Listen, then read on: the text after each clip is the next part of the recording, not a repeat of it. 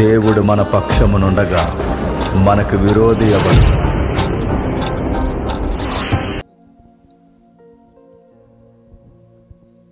దైవజనులకు కూడి వచ్చిన మీ అందరికీ, ఈ సభకి కారకుడైన తమ్ముడు సేవకుడు సతీష్కి, అమ్మగారికి, తండ్రి గారికి, వాక్యం వేయడానికి వచ్చిన మీ అందరికీ క్రీస్తునామం శుభము. చిన్న ప్రార్థన చేసుకుందామండి. ప్రార్థన. పరలోకమందున్న మా తండ్రి, ఇది చివరి రోజు. ఈ సమయంలో సంఘము దేని మీద నిరీక్షణ కలిగి ఉంటారు? కొన్ని సంగతులు మాతో మాట్లాడండి. మా గురి సరి అయినది కాకపోతే మా మాటలకు తండ్రి అందం లేదు. మా గురి సరి అయినది కాకపోతే భూమి మీద మేము చేస్తున్న పనులకు అర్థం లేదు. మా గురి సరి అయినది కాకపోతే మేము ఎలాంటి సేవ చేస్తున్నామో కూడా మాకు తెలియదు. ప్రతిదానికి లంగరు లాంటిది మీ పిలుపు, విశ్వాసము, మా దర్శనం తండ్రి. అది ఏంటో ప్రతి విశ్వాసి ప్రతిరోజు గ్రహిస్తూ జీవించాలి. నిత్యత్వపు ముద్రలో తండ్రి కనుగుడ్ల మీద ముద్రించుకుని విశ్వాసిగా జీవించాలి. అది లేని నాడు తండ్రి మా పాటలకి అర్థాలు లేవు, మా ప్రసంగాలకి అర్థాలు లేవు. మేము ఇల్లు కట్టుకునే విధానం, జీవించే విధానం, బట్టలు కొనుక్కునే విధానం, ప్రతిదానికి తండ్రి ఒక అర్థం లేకపోవడానికి కారణం మా కనుగుడ్డల మీద నిత్యత్వాన్ని మేము ముద్రించుకోకపోవడమే. తండ్రి వినగలిగే చెవినివ్వండి. ఈరోజు కొన్ని నిగూఢమైన సత్యాలు తండ్రి మాతో మీరు మాట్లాడుతున్నారని మేము నమ్ముతున్నాం, ఎదురు చూస్తున్నాం. తండ్రి కేవలం ఎప్పటికీ పసిబాలురుగానే ఉండిపోక జ్ఞానము చేత తండ్రి ఈ చివరి రోజు అందరినీ నింపుతారని కోరుతూ, భయభక్తుల్లో తండ్రి వారిని నియమిస్తారని అర్థిస్తూ క్రీస్తునామని ప్రార్థన సమర్పిస్తున్నాం తండ్రి. ఆమె. చాలా జాగ్రత్తగా కొన్ని సంగతులు విందాం. ముఖ్యంగా గాయకులకి, సహోదరులకి, సంగీతకారులకి అందరికీ శుభములు. కొంచెం జాగ్రత్తగా విందాం. అందరికీ నా వాయిస్ చివరి వరకు క్లియర్గా ఉందా? Okay, right. ఈరోజు కొంచెం విలువైన సంగతులు, కొంచెం ముడిపడిన సంగతులు, అంటే కొన్ని చిక్కుముడి లాంటి సంగతులకి మనం ఆన్సర్ చేయబోతున్నాం. చూద్దాం. దాదాపు 40-50 సంవత్సరాలు సేవ చేసిన సేవకులకు, దైవజనులకు కూడా అతిపెద్ద డౌట్ ఏంటో తెలుసా? యేసుప్రభు నిజంగానే వస్తాడంటారా అని. సంఘానికి పెద్దలమని చెప్పుకుంటున్న వారికి మింగుడు పడిన అతిపెద్ద డౌట్ ఏంటో తెలుసా? రాకడ నిజంగానే జరుగుతుందంటారా అని. ఇక్కడ కూర్చున్న మిమ్మల్ని, నన్ను, అందరిని ఒకసారి ప్రశ్నించుకుందాం. ఈ డౌట్ ఏదో ఒక టైంలో మన జీవితాల్లో దోబూచులాడుతుందా లేదా? రావట్లేదని అనకండి, వస్తా. సుమారు 2000 సంవత్సరాల నుంచి రాకడ గురించి చెబుతున్నారు. 2000 సంవత్సరాలు అయిపోయినాయి, కొన్ని తరాలు అయిపోయినాయి. ఇప్పుడు బతుకున్న వాళ్ళకన్నా చచ్చిపోయిన లిస్ట్ ఎక్కువైపోయింది. సమాధులు ఫుల్ అయిపోయాయి, సేవకులు గతించిపోయారు, గొప్ప గొప్ప నాయకులు కూడా అంతరించిపోయారు, క్రైస్తవ విప్లవకారులు కూడా కనుమరుగైపోయారు. ఆ రోజు నుంచి 2000 సంవత్సరాల నుంచి ఈ రోజు వరకు చెబుతున్న రిపీటెడ్ మెసేజ్ ఒకటే, ఆయన త్వరలోనే రాబోతున్నారు. ఏడి ఈ మాట విని విని విని విని ఎక్కడో డైనమోలో పడ్డాం. ఈ మాట విని విని ఎక్కడో సందిగ్ధంలో పడ్డాం. ఈ మాట విని విని 50-60 సంవత్సరాలు లేదా 40-50 సంవత్సరాలు సేవ చేసిన ఆయన కూడా ఏమన్నాడంటే, అలా ఉంటుందండి బైబిల్లో అవన్నీ అన్నాడు. బైబిల్లో చాలా ఉంటాయండి, అవన్నీ లిటరల్గా జరగాలంటే చాలా కష్టం అండి. అయిపోయింది అనుకోవాలి రాకడా అంటున్నాడు ఒక ఆయన. రాకడ అయిపోయిందంట, రాకడ జరిగిపోయిందంట, ఇలా రకరకాలు ఉన్నాయి. ఇంచుమించు బాగా వినండి, ఇలాంటి మాటలు ఇటీవల కాలంలో ఎక్కువైపోయాయి. పెద్దలైన వారికి తెలుసు, పాతకాలపు పురాతనమైన మాటలో ఒక పాటలో ఒక మాట జ్ఞాపకం చేస్తాను, వాళ్ళకి అర్థమవుతుంది. దాన్నే సామెతగా చెప్తారు. అది యేసు ప్రభుకి వ్యతిరేకంగా చెప్పిన సామెతనే నేను అనుకుంటున్నాను. ఆ సామెత ఏంటో తెలుసా? ఎవరో వస్తారని, ఏదో చేస్తారని ఎదురు చూడకు, నిన్ను నువ్వు నమ్ముకో. ఈ సెటైర్ ఎవరికి అనుకుంటున్నారు? యేసుక్రీస్తుకి. ఈ మాట ఎవరికి విడ్డూరంగా మాట్లాడుతున్నారు అనుకుంటున్నారు? యేసుక్రీస్తు వారికి వ్యతిరేకంగా. అంటే ఈ మాటలన్నీ చూస్తున్నప్పుడు మీకు ఏమనిపిస్తుంది?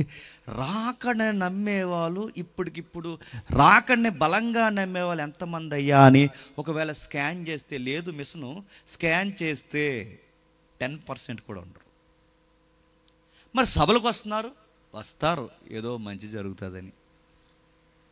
మరి చర్చిలో కూర్చుంటారు, ఓ గంట దేవుడితో గడిపితే రాకపోకల యందు తన బలమైన హస్తముల కింద మనల్ని కాచి కాపాడతాడని, పంటలు పండుతాయని, కడుపులు నిండుతాయని, బిడ్డల భవిష్యత్తు బాగుంటుందని, మన బుడ్డోడు సరిగ్గా చదవకపోయినా 10th క్లాస్లో దేవుడు ఆన్సర్లు ఇచ్చి రాయించేస్తాడని, ఏదో ఒకటి కలిసి వస్తుందని. దేవుణ్ణి ఎందుకు నమ్ముతున్నారా, ఎందుకు వస్తున్నారా అంటే రాకడ అయ్యో నేడో రేపో మనం నిలబడిన నేల కదిలిపోద్దట, చూస్తున్న మేఘాలు ఏకమైపోతాయట, నక్షత్రాలు అంజూరపు ఫలముల వలె రాలిపోతాయట, భూమి ఒక్కసారి చలించిపోతుంది, పంచభూతాలు మిక్కటమైన యాండ్రముతో నేడో రేపో ఏదో ఒక రోజు లయమైపోతాయట. అందుకు యేసు ప్రభువుని నమ్ముకోవాలంట అనే ఆన్సర్లు ఉన్న క్రిస్టియన్స్ జీవించండి. బాధాకరమైన విషయం ఏంటి చెప్పనా? రాకడ వర్తమానాలే లేవు ఈ మధ్య. రాకడ గురించి మాట్లాడే వర్తమానాలు లేవు, సిలువను గురించి మాట్లాడే వర్తమానాలు లేవు. మరి ఏ వర్తమానాలు ఉన్నాయి? అసలు వర్తమానాలే లేవు. ఊపులు ఎక్కువ వచ్చినాయి ఈ మధ్య. ఊపు, పాటలు, వర్షిప్ ఉండొచ్చండి, కానీ వర్షిప్ వాక్యాన్ని మరుగు చేసేలా ఉండకూడదు, గుర్తుపెట్టుకోండి. వర్షిప్ ఉండొచ్చు, ఆ వర్షిప్లో యథో మ్యూజిక్ ఎక్కువైపోయి వాయిస్ తక్కువైపోకూడదు, గుర్తుపెట్టుకోండి. వర్షిప్ ఉండొచ్చు, వర్డ్ ఉండాలి. వాక్యం లేనప్పుడు అది పాట కాదు, వాక్యం లేనప్పుడు అది ప్రసంగం కాదు. వాక్యము పాట అయినా అది రాకడను సూచించేదై ఉండాలి. మన ఫెయిత్ డెవలప్ అవ్వాలి. ఏవి ఈరోజు విస్తరించి మాట్లాడితే వినే భక్తులేరి? ఎంటర్టైన్మెంట్ ఉండాలి. ఇప్పుడు ఇలా వస్తారు, సినిమా ఫీల్డ్లో పనిచేస్తున్న యాక్టర్ల మాదిరి ఇలా వస్తారు. అలా వచ్చినట్టునే ఇలా ఏదికి ఎక్కిన వెంటనే ఇలా ఎక్కిన వెంటనే పొగ వచ్చేస్తుంది ఈ మధ్య ఎదుకుల మీద. పొగ దేనికిరా? శ్మశానాల్లో తిరిగివారా? పొగ, అటు నుంచి పొగ, ఇటు నుంచి పొగ, ఇటు బాంబులు, చించుబుడ్లు, మతాబీలు. వెంటనే ఈ లైట్లు రంగులు మారిపోతాయి. Dark light, yellow light, green light, blue light మారిపోద్ది. లేకండి గొప్ప ఆరాధన దేవునికి జరిగిద్దాం. విచిత్రం ఏంటి చెప్పనా? డ్యాన్సులు వేస్తుంది సంఘం ఈరోజు. బైబిల్ అరకొర కూడా తెలియని అనేక మంది యువత ఈరోజు వేదికల మీద తలకాయల్లో ఉన్న వాళ్ళకే తిరగలేదు కనుక వాళ్ళ పైన డ్యాన్స్ చేస్తే ఇలా కింద డ్యాన్స్ చేస్తున్నారు. మళ్ళీ ఆ డ్యాన్స్లో స్టైళ్ళు. వీళ్ళ కింద ఏం చేస్తారంటే, ఇదిగో మీ ప్రభు అయిన యేసుక్రీస్తుని సిగ్గు లేకుండా మీరు ఆరాధించాలనుకుంటున్నారా? ఎస్ మై ఫాదర్ అన్నారంటే వీళ్ళు. వెంటనే మీరు ఏం చేస్తారంటే, తీయండి కచ్చీపులు, తిప్పండి, గిర్రా గిర్రా గిర్రా. వీళ్ళందరినీ మోకాళ్ళు వేసినండి జువ్వలు ఉంటాయి చూసారా? చెప్పు, ఆ రెఫరెన్స్ ఎక్కడ ఉంది చెప్పరా? నువ్వు ఎగిరిది కానీ ఆ రెఫరెన్స్ ఎక్కడ ఉంది అడుగుతా అండి. ఒక్క రెఫరెన్స్ లేదు, పుస్తకాల పేర్లు తెలియవు, ఒక సండే స్కూల్ నుంచి బేస్మెంట్ లేదు, ఒక యూత్ మీట్ లేదు, సహవాసం లేదు. మరి ఏం చేస్తున్నారంటే వర్షిప్. మిమ్మల్ని ఎవర్రా వర్షిప్ చేయమన్నది? మొన్నేమో థియేటర్ దగ్గర కనబట్టి ఇప్పుడు వచ్చి నువ్వు వర్షిప్ చేస్తావా?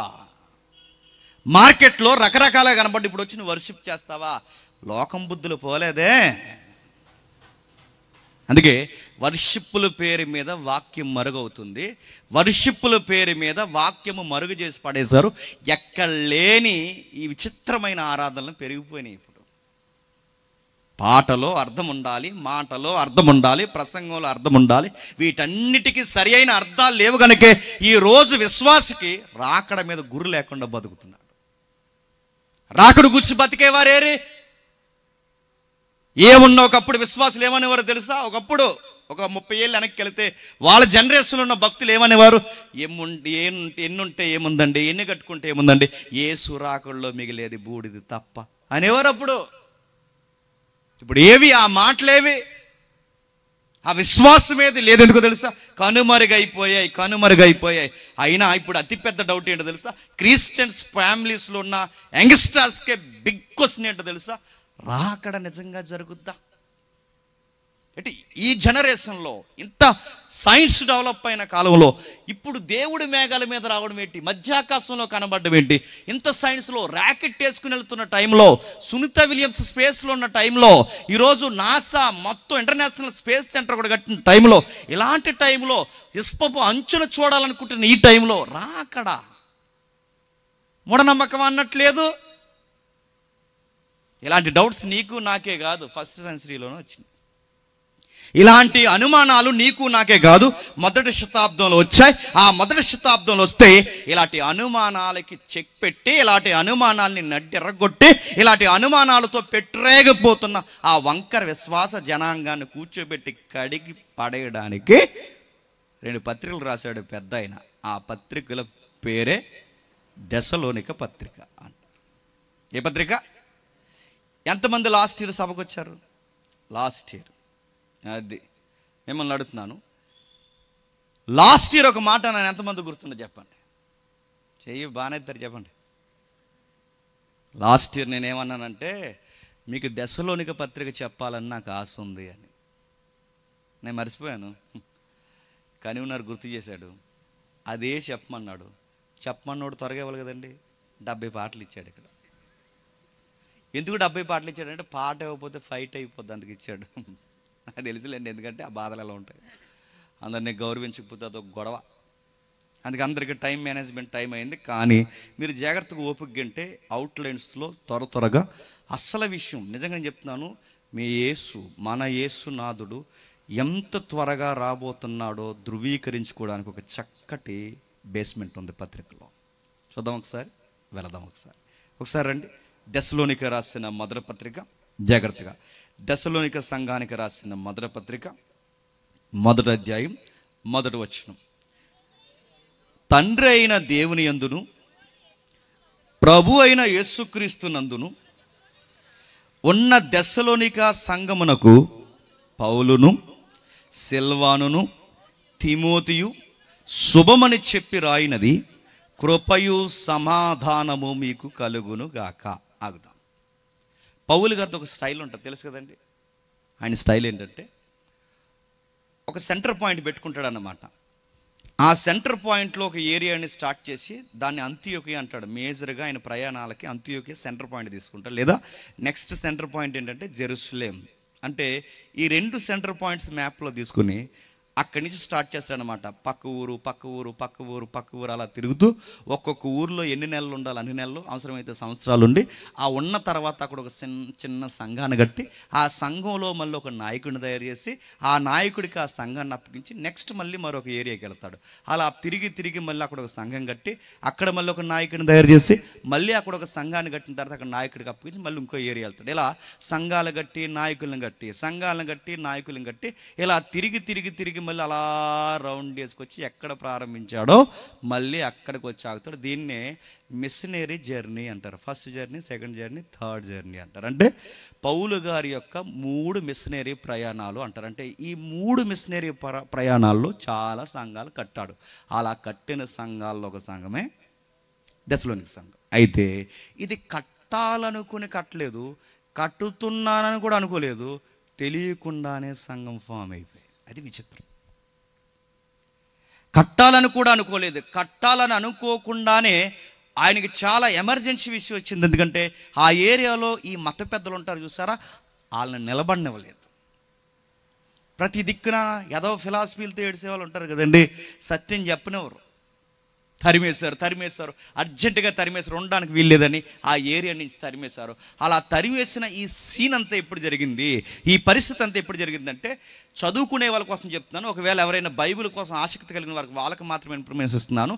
ఈ పత్రిక ఏ టైంలో రాశాడంటే అంచనా ప్రకారం, లేదా ఈ పత్రికలో ఉన్న ఈ సంఘాన్ని ఎప్పుడు కట్టాడంటే అంచనా ప్రకారం చెప్తాడు, సెకండ్ జర్నీలో ఈ సంఘాన్ని దర్శించాడంటారు. 2వ ప్రయాణంలో. ఎక్కడ అంటే ఇప్పుడు గుర్తుపెట్టుకోండి, దీన్ని క్రోనాజికల్ అంటారంటే పత్రికకి అపోస్తుల కార్యాలకి లింక్ ఉంటుంది. ఇప్పుడు మీరు ఎఫ్సి పత్రిక చదువుతున్నారు అనుకోండి, దీని పునాది ఎక్కడుంటుంది? అపోస్తుల కార్యంలో ఉంటుంది. ఇప్పుడు దశలోనిక పత్రిక చదువుతున్నాం, దీని పునాది ఎక్కడుంటుంది? అపోస్తుల కార్యంలో ఉంటుంది. అలాగే కొరింథీ పత్రిక చదువుతున్నాం అనుకోండి, దీని పునాదులు ఎక్కడుంటాయి? అపోస్తులు. అందుకే వీటన్నిటికీ బేస్మెంట్ లాంటిది అపోస్తుల కార్యం అన్నమాట. అంటే ఇప్పుడు సంఘం ఏంటో, దీని నైసర్గిక స్వరూపం ఏంటో, దీని తీరుతనలు ఏంటో, అసలు ఏం జరుగుతుందో ఇది మనకు అర్థం కావాలి అంటే, ఈ దశలోనికలో చిక్కుముడు లాంటి ప్రశ్నలు మనకు అర్థం కావాలి అంటే, దీనికి మూలమైన అపోస్తుల కార్యములో ఈ సంఘం యొక్క పుట్టుక పూర్వవర్తాలు కొంచెం అక్కడ ఉన్నాయి. ఎక్కడ? దశలోనిక అపోస్తుల కార్యములో. అపోస్తుల కార్యములు ఎక్కడ? 17వ అధ్యాయంలో. ఎక్కడ? 17వ అధ్యాయం. చూద్దాం ఒకసారి. అర్థమవుతుందా? అర్థమైపోయినా అర్థమైనట్టు చూడండి, అర్థమవుద్ది. అర్థమయ్యేలా చెప్పే వరం దేవుడు నాకు ఇచ్చాడు. మీకు చదువు లేకపోయినా అర్థమయ్యేలా చెప్పే వరం దేవుడు నాకు ఇచ్చాడు కనుక ఓపిగ్గా వినండి, అర్థమయ్యేలా నేను చెప్తాను. ఓకేనా? డీలోకేనా? అందరూ భోజనం చేశారా? కర్రీ బాగుందా? వాకింగ్ కూడా బాగుంటుంది, వినండి, జాగ్రత్తగా వినండి. అపోస్తుల కార్యములు 17వ అధ్యాయం. అపోస్తుల కార్యములు 17వ అధ్యాయం మొదటి వచనం చూడండి. వారు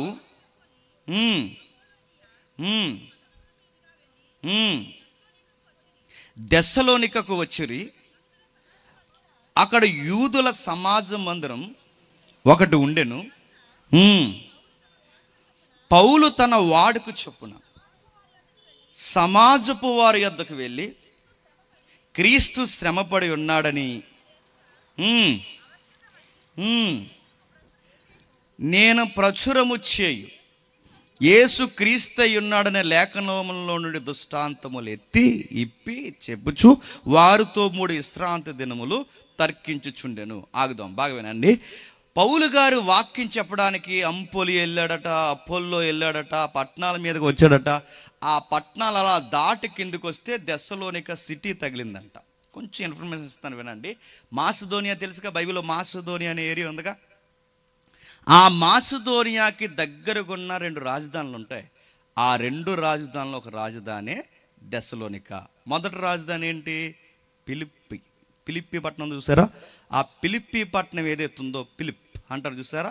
ఆ పట్టణం మొదటి రాజధాని అయితే, రెండవ రాజధాని దెస్సలోనిక. ఇవి ఎక్కడ వ్యవహరిస్తున్నాయి రాజధానులుగా? మాసిదోనియా పరిసర ప్రాంతాలకి అక్కడ సెంట్రల్ ఏరియాగా వ్యవహరిస్తున్నాయి. అంటే మీరు గమనించండి, ఈ ప్రాంతాలు ఇవి రాజధానులు అన్నమాట. అంటే ట్విన్ సిటీస్ అంటారు, చూసారా?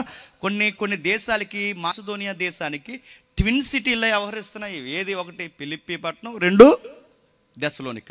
ఫిలిప్పి పట్టణం ఎలా వచ్చింది? మళ్ళీ దానికి ఒక పెద్ద చరిత్ర ఉంది. ఎందుకంటే ఒక రాజు, ఆయన గారి పేరు, దానికి ఒక ఉదంతం. మళ్ళీ ఇంకా మీరు ఇంటికి వెళ్ళిన తర్వాత చదవండి. మీరు ఇంటికి వెళ్ళిన తర్వాత చూడాల్సింది త్రోయా అనే పట్టణం. చదువుతామా? త్రోయా అని చదువుతాంగా.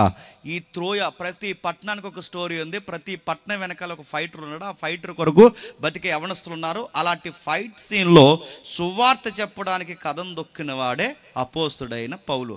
పెద్ద చరిత్ర. ఇంకా విచిత్రం ఏంటి చెప్పిన? బైబిల్ ఎవడో కూర్చొని రాసేసిన కథల పుస్తకం కాదు అనడానికి గుర్తుండే చెప్పిన, అప్పుడున్న దశలోనికే ఏరియా ఎప్పటికీ ఉంది. ఎందుకన్నా ఆధారం ఏంటండి? అప్పుడున్న పిలుపు చెప్పండి, ఎప్పటికీ ఉంది. అప్పుడున్న మాసిదోనియా, యుగేస్లేవియా ఎప్పటికీ ఉన్నాయి. అవన్నీ ఎప్పటికీ ఉన్నాయంటే పట్టణాలు ఉన్నాయి, వ్యక్తులు ఉన్నారు.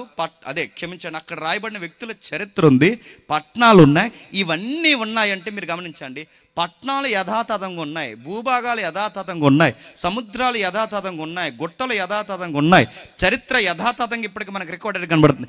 ఇవన్నీ వాస్తవాలైతే దీని వెనకాల కనబడుతున్న దేవుడు కూడా చెప్పండి వాస్తవం అన్నమాట. అందుకే బైబిల్లో రికార్డ్స్ ఉంటాయి, రికార్డ్స్.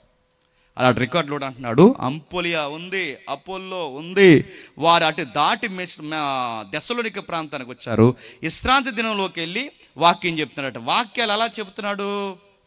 లేఖనాల్లో నుండి దృష్టాంతములు ఎత్తి విప్పి చెప్పుచు వారితో 3 విశ్రాంతి దినములు తర్కించుచూ వచ్చును. మీరు బాగా వినండి. మీరు రైట్ చర్చ్లో ఉన్నారో లేదో, మీరు సరి అయిన సంఘంలో ఉన్నారో లేదో మీకు ఎలా తెలుస్తుంది చెప్పనా? మీ అయ్యగారు ఏ మాట చెప్పినా ఆ మాటకు బేస్ లేఖనం ఉండాలి. ఏముండాలి? లేఖనం ఉండాలి. పెట్టకథలు ఉండకూడదు, గుర్తుపెట్టుకోండి. మొన్న మా ఇంట్లో ఏం జరిగిందంటే అనకూడదు. మీ ఇంట్లో ఏం జరిగితే మాకెందుకు? బైబిల్ ఏం జరిగిందో చెప్పు. నేను మొన్న అమెరికా వెళుతున్నప్పుడు ఏం జరిగిందంటే రెక్కుడిపోయింది, ఏమన్నా అంది, మాకెందుకు? అవసరమైన ఉదాహరణ చెప్పు, అర్థం చేసుకోవడానికి చెప్పు, బేస్ రిఫరెన్స్ బేస్ చెప్పు. ఒక వాక్యం మీరు వింటున్నప్పుడు ఆయన వాక్యాలు చెబుతున్నాడా లేదా, ఆ వాక్యం ఉన్నట్టుగా చెబుతున్నాడా లేదా, ఇది చూడాలి. ఇక్కడికి వచ్చి ఇంటర్నేషనల్ స్పీకర్ చెప్పినా గంట ప్రసంగంలో ఒక్క రెఫరెన్స్, గంట ప్రసంగంలో రెఫరెన్స్ లేకపోతే అతను ఇంటర్నేషనల్ ప్రసంగికుడైతే ఎవరికి కావాలి? నువ్వు మాకు హీరోవా? నువ్వు కాదు మాకు కావాల్సింది, నీ వాయిస్ కాదు మాకు కావాల్సింది, నువ్వు చెబుతున్నావే వర్డ్ ఆఫ్ గాడ్, దేవుని మాట మాకు కావాలి. అది చెప్పు, రెఫరెన్స్ చెప్పు, అధ్యాయం వివరించు, దీని సంగతి ఏంటి చెప్పు. ఎందుకంటే వాక్యం లేకపోతే ప్రజల్లో మార్పు రాదు. నా లాజికల్ వల్ల మనుషులు మారరు. నా ఉద్యమం వల్ల మనుషులకి తాత్కాలిక ఉద్యమం రావచ్చేమో కానీ వాళ్ళలో మార్పు రాదు. అందుకే వాక్యము వాక్యము వాక్యము వాక్యము.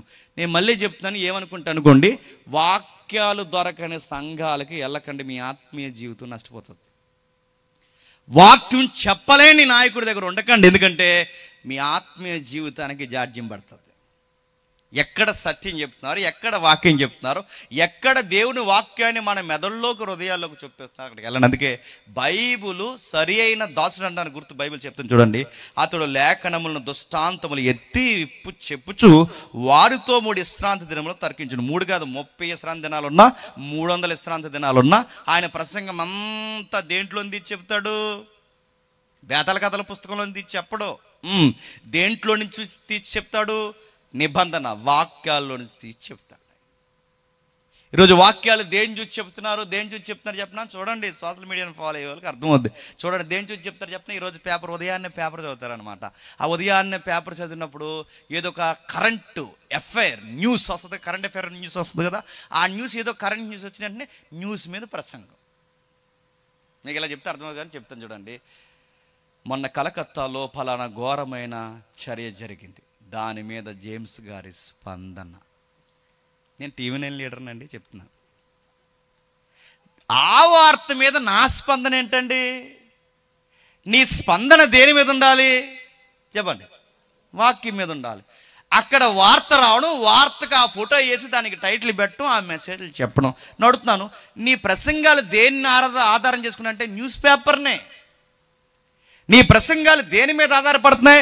లోకంలో జరుగుతున్న వార్తల మీద ఆధారపడుతున్నాయి. నీ ప్రసంగం దేని మీద? పేపర్లు చదివే అలవాటు ఉన్న వారికి పేపర్ వార్తలను బేస్ చేసుకుని ప్రసంగాలు చెప్తున్నారు. పేపర్లు చదవడం వాళ్ళు ఏం చేస్తారంటే వాళ్ళ ఇంట్లో చుట్టూ ఈ ఊర్లో ఈదుల్లో జరిగే ఉదాహరణలన్నీ అది చెప్తారు. అంటే వీళ్ళ స్టాండింగ్ ఇది, వాళ్ళ స్టాండింగ్ అది. మరి వాక్యాలు చూసి చెప్పేవాళ్ళు ఏరి చెప్పినా ఉన్నట్టు చెప్పరు, వాళ్ళకు అనుకూలంగా చెప్పుకుంటారు.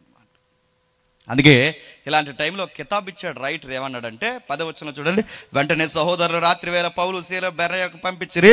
వారు వచ్చి యోదయ సమాజ మందిరంలో ప్రవేశించి, వీరు దెసలోనికలో ఉన్నవారి కంటే గనులై ఉండురు గనుక ఆసక్తితో వాక్యం అంగీకరించి పౌలును శీలను చెప్పిన సంగతులు అలా ఉన్నవో లేవని ప్రతి దినము చెప్పండి లేఖనములు పరిశీలించి గనులు గనులు గనులు అన్నాడు. గనులంటే ఎవరు? 2 బిల్లియన్లు ఉన్నవాడు కాదు. గనులంటే ఎవడు? డబ్బులు బాగా సంపాదించినాడు కాదు. గనులంటే ఎవరు? లోక సంబంధులు కాదు, లోక జ్ఞానం ఉన్నవారు కాదు. గనులంటే ఎవరు? ఇక్కడికి పౌలు వచ్చి చెప్పినా, ఇక్కడికి శీలా వచ్చి చెప్పినా, ఇక్కడ మరొక బర్నబా వచ్చి చెప్పినా, అపోస్తలులందరూ ఇక్కడికి వచ్చి చెప్పినా, ఎవరొచ్చి చెప్పినా ఈ పౌలు ఉన్నట్టు చెప్తున్నాడా, లేనిది ఏదైనా కల్పించేస్తున్నాడా అని లేఖనాలు మాటలు, మాటలు లేఖనం, అది ఎత్తే రెఫరెన్సు సందర్భము, వీటన్నిటినీ సరి చేసిన ఓకే బాగా చెప్తున్నాడని అప్పుడు పౌలు గారికే సర్టిఫికేట్ ఇచ్చాడట బాగా చెప్తున్నారని. అంటే వాక్యం అలా ఉందో లేదో చెప్పండి, జాగ్రత్తగా పరిశీలించుకోవాల్సిన బాధ్యత ఎవరిదండి? అందుకే వినే మీ చేతుల్లో బైబిల్ పెట్టాడు, చెప్పే నా చేతుల్లో బైబిల్ పెట్టేందుకు నేను అలా చెబుతున్నానో లేదో, లేఖనాల్లో అలా ఉందో లేదో మీరు చూసుకుంటూ వినాలని. మరలా క్వశ్చన్ అడుగుతుందని చెప్పండి. వీళ్ళు ఎవరికంటే గనులట? 11వ వచనంలో వీరు దెసలోనికలో ఉన్న వారి కంటే చెప్పండి. చాలామంది రెఫరెన్స్ కోట్ చేస్తారండి, కానీ తెలియకుండానే పప్పులో కాలు కాదు, ఏకంగా పప్పులోనే కూర్చుంటున్నారు. చాలామంది రెఫరెన్స్ని చదువుతారు, బాగానే కోట్ చేస్తారు, కానీ వీళ్ళు ఇండైరెక్ట్గా ఏం చేస్తారంటే బెరయా సంఘాన్ని హైలైట్ చేయడానికి ఏ సంఘాన్ని బ్యాట్ చేస్తారో తెలుసా? చెప్పాలి. దెసలోనికా సంఘాన్ని బ్యాట్ చేసి అడుగుతున్నాను. దెసలోనికా సంఘం అంత బ్యాట్ చర్చ్ అది. ఎవరు చెప్పారు అది బ్యాడ్ చర్చ్ అని? అంటే తప్పుడు సంఘం అని ఎవరు చెప్పారు? మరి ఇక్కడ ఉందగా అంటే ఇక్కడ అలా ఉందా? సరిగా చదువు, అక్కడ అలా ఉందా? వీరు దెస్సలోనికలో ఉన్నవారి కంటే అంటే దెస్సలోనిక సంఘం కంటే అని కాదు, నా మాటలు బాగా వినాలి. బెరయా ఏరియా, దెస్సలోనిక ఏరియా అంటే ఆ ఏరియాలో ఉన్న ప్రజల కన్నా ఈ ఏరియాలో ఉన్న ప్రజలు బాగా వింటారండి వాక్యం, అది కొట్టేసిన. అంతేగాని దెస్సలోనిక సంఘం కన్నా బెరయా సంఘం గొప్పదని కాదు దాని అర్థం, బాగా వినాలి. దెస్సలోనిక సంఘం అంటే సంఘాన్ని పోలుస్తారు, అయితే ఇక్కడ దేన్ని పోలుస్తున్నాడు? ఏరియాని పోలుస్తున్నాడు. ఇప్పుడు మీకు ఉంది పక్క ఇప్పుడు నరసాపురం ఉంది, పక్కన పాలకొల్లు ఉంది. నరసాపురం కన్నా పాలకొల్లు అన్నాం అనుకోండి, అంటే నరసాపురం ప్రాంతంలో ఉన్న ప్రజల కన్నా పాలకొల్లులో ఉన్న వాళ్ళు స్ట్రాంగ్గా వింటారంటే ఏరియా కోసం చెబుతున్నాడా లేకపోతే సంఘం కోసం చెబుతున్నాడా? ఎక్కడి ఏరియా కోసం చెప్తున్నాడు? 3 విశ్రాంతి దినాలు ఎక్కడున్నారట? సమాజ మందిరంలో ఉన్నారట. అంటే 3 విశ్రాంతి దినాలు దెస్సలోనిక సమాజ మందిరంలో ఉంటే ఆ సమాజ మందిరంలో ఉన్న ప్రజల కన్నా, ఆ సమాజంలో ఉన్న ప్రజల కన్నా ఈ సమాజంలో ఉన్న బెరయా సమాజంలో ఉన్న ప్రజలు వాక్యం బాగా వింటారండి. అంతేగాని దెస్సలోనిక సంఘం ఏదో తప్పుడు సంఘం అని కాదు. అందుకే చాలామందికి ఏరియాస్ తెలియకే దెస్సలోనిక సంఘం కన్నా ఏ సంఘం గొప్పదంటున్నారు? తినంగా చదవరు. దెస్సలోనిక సంఘం కన్నా ఏ సంఘం గొప్పదంటున్నారు? బెరయా సంఘం గొప్పదంటున్నారు. మరి నేను మాట చెప్తున్నా, బెరయా సంఘం గొప్పదే మాత్రమే కాదు, బెరయా సంఘం కన్నా ఆ ఏరియాలో నన్ను అడిగితే నేను చెప్తున్నాను దెస్సలోనిక సంఘం చాలా గొప్పది. అదేంటండి అలా అలా అన్నారంటే అదే కదా పత్రిక అంటే, అదే కదా ఈరోజు మనం ఆలోచించబోతున్నాం. ఏముంది దెస్సలోనిక సంఘంలో ఏం రాస్తున్నాడు ఒకసారి చూద్దాం. వెళదాం రండి ఒకసారి దెస్సలోనిక సంఘానికి వెళదాం. ఒకసారి 1వ అధ్యాయం 1వ వచనం త్వరగానే ముగించేస్తాను.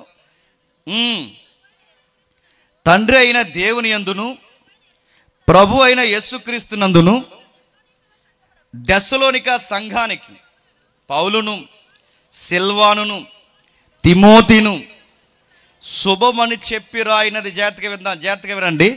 ఈ పత్రిక రాస్తున్నప్పుడు ఎవరి పేర్లు ఎత్తుతున్నాడండి? శీలా, తిమోతి, సిల్వాను, తిమోతి. ఈ సిల్వాను తిమోతి పేర్లు ఎందుకు ఎత్తుతున్నాడు? అర్థమైనట్టే ఉంటుంది, అర్థం అవుతలేదని నాకు అర్థమవుతుంది. అర్థం చేసుకునే ప్రయత్నం చేయండి, అర్థమయ్యేలా చెప్తాను, అది నా బాధ్యత. మన క్వశ్చన్స్ మర్చిపోవద్దు. రాకడ నిజంగా జరుగుతాదా జరగదా? ఇప్పుడు దానికి ఎవిడెన్స్ ఎదుగుతున్నాం, జరుగుతాదా జరగదని. ఆ ఎవిడెన్స్కి మన దగ్గర ఉన్న డాక్యుమెంట్ ఏంటంటే దెస్సలోనికలకు రాసిన లెటర్ మనకి ఎవిడెన్స్ డాక్యుమెంట్ అనమాట. ఆ డాక్యుమెంట్స్ని ఇప్పుడు స్టడీ చేస్తున్నాం, నిజమా కాదా. ఒకవేళ నిజం కాదనుకోండి రేపు అందరం ఫస్ట్ అయిపోతాం. నిజం అనుకోండి ఎదవ సినిమాలు చూడకుండా భక్తిగా బతుకుతాం. ఒకవేళ నిజం అనుకోండి అన్నీ మానుకొని జాగ్రత్తగా దేవుని కొరకు నిజాయితీగా బతుకుతాం. ఒకవేళ రాకడ నిజంగా లేదనుకోండి, లేని దానికోసం అన్నీ కట్టుకుని బతకడం ఎందుకండి? మీరు ఎలా పోతారు చెప్పండి? నేను ఎలా పోతాను? ఎవరికి నచ్చినట్టు అలా బతుకుతాం. ఎందుకంటే భయపడి ఏదో జరిగిపోద్ది. ఏమీ లేనప్పుడు ఏదో జరిగిపోద్దని భయపడితే మనకంత అమాయకులు లేరు. నిజంగా ఉన్నదానికి భయపడితే మనకంత తెలివైన వాళ్ళు కూడా లేరు. అందుకే ఏంటి ఈ సందిగ్ధంలో ఇప్పుడు స్టడీ చేస్తున్నాం. అయితే 2 పేర్లు ఎత్తాడు. ఎందుకు 2 పేర్లు ఎత్తాడంటే పౌలు గారికి ఒక టీం వర్క్ ఉంటుంది, అక్కడే వెళ్ళడం టీం వర్క్ ఉంటుంది. ఆ టీం వర్క్లో ఇంపార్టెంట్ పర్సన్స్ ఉంటారు ఆయన దగ్గర. అందరంటే చాలా సర్కిల్ ఉండొచ్చు కానీ ఆయనకు నోటెడ్ పర్సన్స్ ఉంటారనమాట. అలాంటి యాక్టివ్ మెంబర్స్లో వీళ్ళొకరు. పైగా మీకు విషయం మీకు బాగా అర్థం కావాలంటే పౌలు గారు ఈ 2వ మిషనరీ ప్రయాణానికి వెళుతున్నప్పుడు బర్నబా గారికి ఈయనకి గొడవ జరిగింది గుర్తుందా? బర్నబా గారికి ఈయనకి గొడవ జరుగుతుందిగా ముందు. ఈ బర్నబా గారికి వీళ్ళకి గొడవ జరుగుతున్న ఆ సందిగ్ధంలో ఆ టైంలోనే బాగా ఆ ప్లేస్ని భర్తీ చేసింది ఎవరంటే సిల్వాన్. తర్వాత ఆయనకి దగ్గరకు వచ్చింది ఎవరంటే తిమోతి. వీళ్ళు ఎలాంటి వాళ్ళంటే పౌలు ఎముకనంటిన వారు లాంటి వాళ్ళండి. పౌలు గారు ఏం చేస్తే చేస్తారు, పౌలు గారు పరిగెడితే పరిగెడతారు, పౌలు గారు శ్వాస దేశలా ఉంటారన్నమాట వాళ్ళు. అలాంటి చక్కటి వైరాగ్యం కలిగిన ఆ ఇద్దరిని ఆ అపోస్తుల కార్యము 17 అధ్యాయం 14-15 వచనాల్లో బెరయాలో వాళ్ళని ఆపుతాడు. ఎక్కడ ఇలా పైనుంచి వచ్చేసరి కదా 3 విశ్రాంతి దినాలు చెప్పి ఆ పై అక్కడ గొడవలు అయినాయి. ఎందుకంటే వాళ్ళు ఉండవలేదు అక్కడ, వీళ్ళని ఇబ్బంది పెట్టేస్తారు వాక్యం చెప్పకూడదని. ఆ వాక్యం చెప్పకూడదని ఎప్పుడైతే బలవంతంగా అక్కడి నుంచి పంపించేస్తారో, పంపించిన తర్వాత బాధ్యత లేనివాడు కాదండి పౌలు గారు. ఎందుకన్నా మంచిది, ఇంకా ఏం జరుగుతుందో నేను ఇంకా అలా పైకి వెళ్ళిన సువార్త చెప్పుకుంటూ వస్తాను, అప్పటి వరకు కొంచెం అబ్జర్వేషన్ దగ్గరగా ఉండండి అని ఈ బెరయా ఏరియాలో వీళ్ళిద్దరిని వదిలేస్తాడు. ఎవరిద్దరిని? వీళ్ళిద్దరిని అక్కడే దగ్గరకు వదిలేరు కనుక పౌలు గారికి ఒక యాటిట్యూడ్ ఉంటుంది. ఆ మంచి ప్రవర్తన ఏంటంటే, మన వాక్యం చెప్పాంగా ఆ సంఘానికి, ఆ సంఘం ఎలా ఉందో ఒకసారి కనుక్కుంటారండి అని పంపిస్తారు. ఇప్పుడు ఫోన్ ఉంది కాబట్టి ఫోన్లో కొనుక్కుంటున్నాం, వాట్సాప్ ఉంది కాబట్టి ఫోటోలు వాట్సాప్ స్టార్టింగ్లో తెలుస్తుంది. అప్పుడు ఫోన్లు ఎక్కడున్నాయి, వాట్సాప్లు ఎక్కడున్నాయి, కాంటాక్ట్ ఏది, కమ్యూనికేషన్ ఏది లేదు కనుక అప్పుడు కమ్యూనికేషన్ రావాలంటే లెటర్స్ ఎప్పుడో వస్తాయి. పోస్ట్ మ్యాన్ కూడా తక్కువ ఆ రోజుల్లో. ఎలా వస్తాయి? అందుకే సొంతంగా ఈ పెద్ద బోతకులు ఏం చేసేవారంటే ఈ నమ్మకమైన వ్యక్తులను మళ్ళీ ఆ సంఘాలకి పంపించేవారు. అలా పంపించారు. ఎవరిని? ఈ సిల్వాని, తిమోతిని, ముఖ్యంగా తిమోతిని అక్కడ పంపిస్తే కొన్ని క్వశ్చన్స్ పట్టుకొచ్చాడు అక్కడి నుంచి. ఎవరు? తిమోతి గారు. ఏం క్వశ్చన్స్ తెచ్చారంటే 2 క్వశ్చన్లు మాత్రం పెద్ద ప్రశ్నలు తెచ్చారు. ఆ పెద్ద ప్రశ్నలు ఏంటంటే, ఆడ కొన్ని తీరుతెలను చూస్తుంటే ఒక దుర్బోధ స్టార్ట్ అయిపోయింది సార్. అక్కడ ముఖ్యంగా మీ మీద చాలా ఎలిగేషన్ వచ్చింది సార్ పౌలు గారు మీ మీద చాలా ఎలిగేషన్ తీసుకొచ్చారు. ఏం ఎలిగేషన్ తీసుకొచ్చారు? ఏం ఎలిగేషన్ అంటే, మీరంట ఫేక్గా వాడబడుతున్న స్పీకర్ అంట. మీరు అంటే తప్పుడు వర్తమానికుడు. ప్రజల్ని మీరు ఎలా మభ్య పెడుతున్నారంటే పౌలు గారు, ఏదో జరిగిపోద్దని, రాకడేదో వచ్చేస్తుందని, ఆ రాకడకి మీరు భూముల కాట దాచుకోకండి అని, డబ్బుల కాట ఏమీ దాచుకోకండి, అవి నాకు ఇచ్చేయండి అని, డబ్బు కోసం రాకడేదో జరిగిపోతుందని ప్రజలను దోసేయడానికి మీరు బోధ చేస్తున్నారని మీ మీద ఒక తప్పుడు ఆరోపణ దెస్సలోనికే ఏరియాలో స్టార్ట్ చేశారు సార్. ఇక్కడ మాకు వచ్చిన బ్యాక్గ్రౌండ్ వర్క్ అని చెప్పారు. అర్థమైందా? అర్థం లేదా? అర్థమైందన్న ఒకసారి మొగజగ చేయండి. అర్థం లేదు కొంతమందికి, మళ్ళీ చెప్తాను వినండి. పౌలు గారు తిమోతి ఇలాంటి పర్సన్ అక్కడ పంపించాడు. పంపిస్తే ఏం జరుగుతుందో మనం అర్జెంటుగా ఉట్టిన, ఎందుకంటే పూర్తిగా వర్క్ కాకుండానే పంపించేశారు. అక్కడ ఉండి వాళ్ళని పూర్తిగా సంఘం ఫామ్ అవ్వకుండానే పంపించారు. సంఘం ఉందో లేదో కూడా తెలియదు. అలాంటి టైంలో అక్కడి నుంచి పంపించేస్తే ఏం జరుగుతుందని తిమోతిని పంపిస్తే 2 ముఖ్యమైన వార్తలు పట్టుకొచ్చారు. ఏమనంటే, మొట్టమొదటిగా మీ మీద తప్పుడు ఆరోపణలు చేస్తున్నారు. మీరు డబ్బు మనిషి అంటున్నారు. పౌలు గారు మిమ్మల్ని డబ్బు మనిషి అంటున్నారు. ఆ డబ్బుని మీరు గుంజడానికి మీ మీద ఎలాంటి నిందేశారంటే, మీరు ప్రజల దగ్గర డబ్బు లాక్కోవడానికి రాకడేదో జరిగిపోతుందని ఈ రాకడ సబ్జెక్ట్ చెబుతున్నారని మీ మీద నిందేశారు. అంటే రాకడ జరిగిపోతున్నారు, ఇంకెందుకు ఇల్లు కట్టుకుంటారు, రాకడ జరిగిపోతుంది, ఇంకెందుకు ఇవన్నీ చేసుకుంటారని ప్రజలను భయపెట్టి ఆ డబ్బులు మీరు పోగేసుకుంటున్నారని మీ మీద నేరం వేశారు సారు అనగానే పౌలు గారికి బాధేసి పత్రిక రాశాడు. ఆ పత్రిక పేరే మొదటి దశలోనికి పత్రిక. ఇప్పుడు నేను చెప్పిన స్టోరీ ఎక్కడుంది ఒకసారి చూస్తారా? ఒక్క లుక్ వేయండి. 3వ అధ్యాయం రండి. మొదటి దశలోనికి పత్రిక 3వ అధ్యాయం, మొదటి దశలోనికి పత్రిక 3వ అధ్యాయం టక్క చదవండి. 3వ అధ్యాయం మొదటి 6 వచనాలు చదవండి. కాబట్టి సహింపజాలక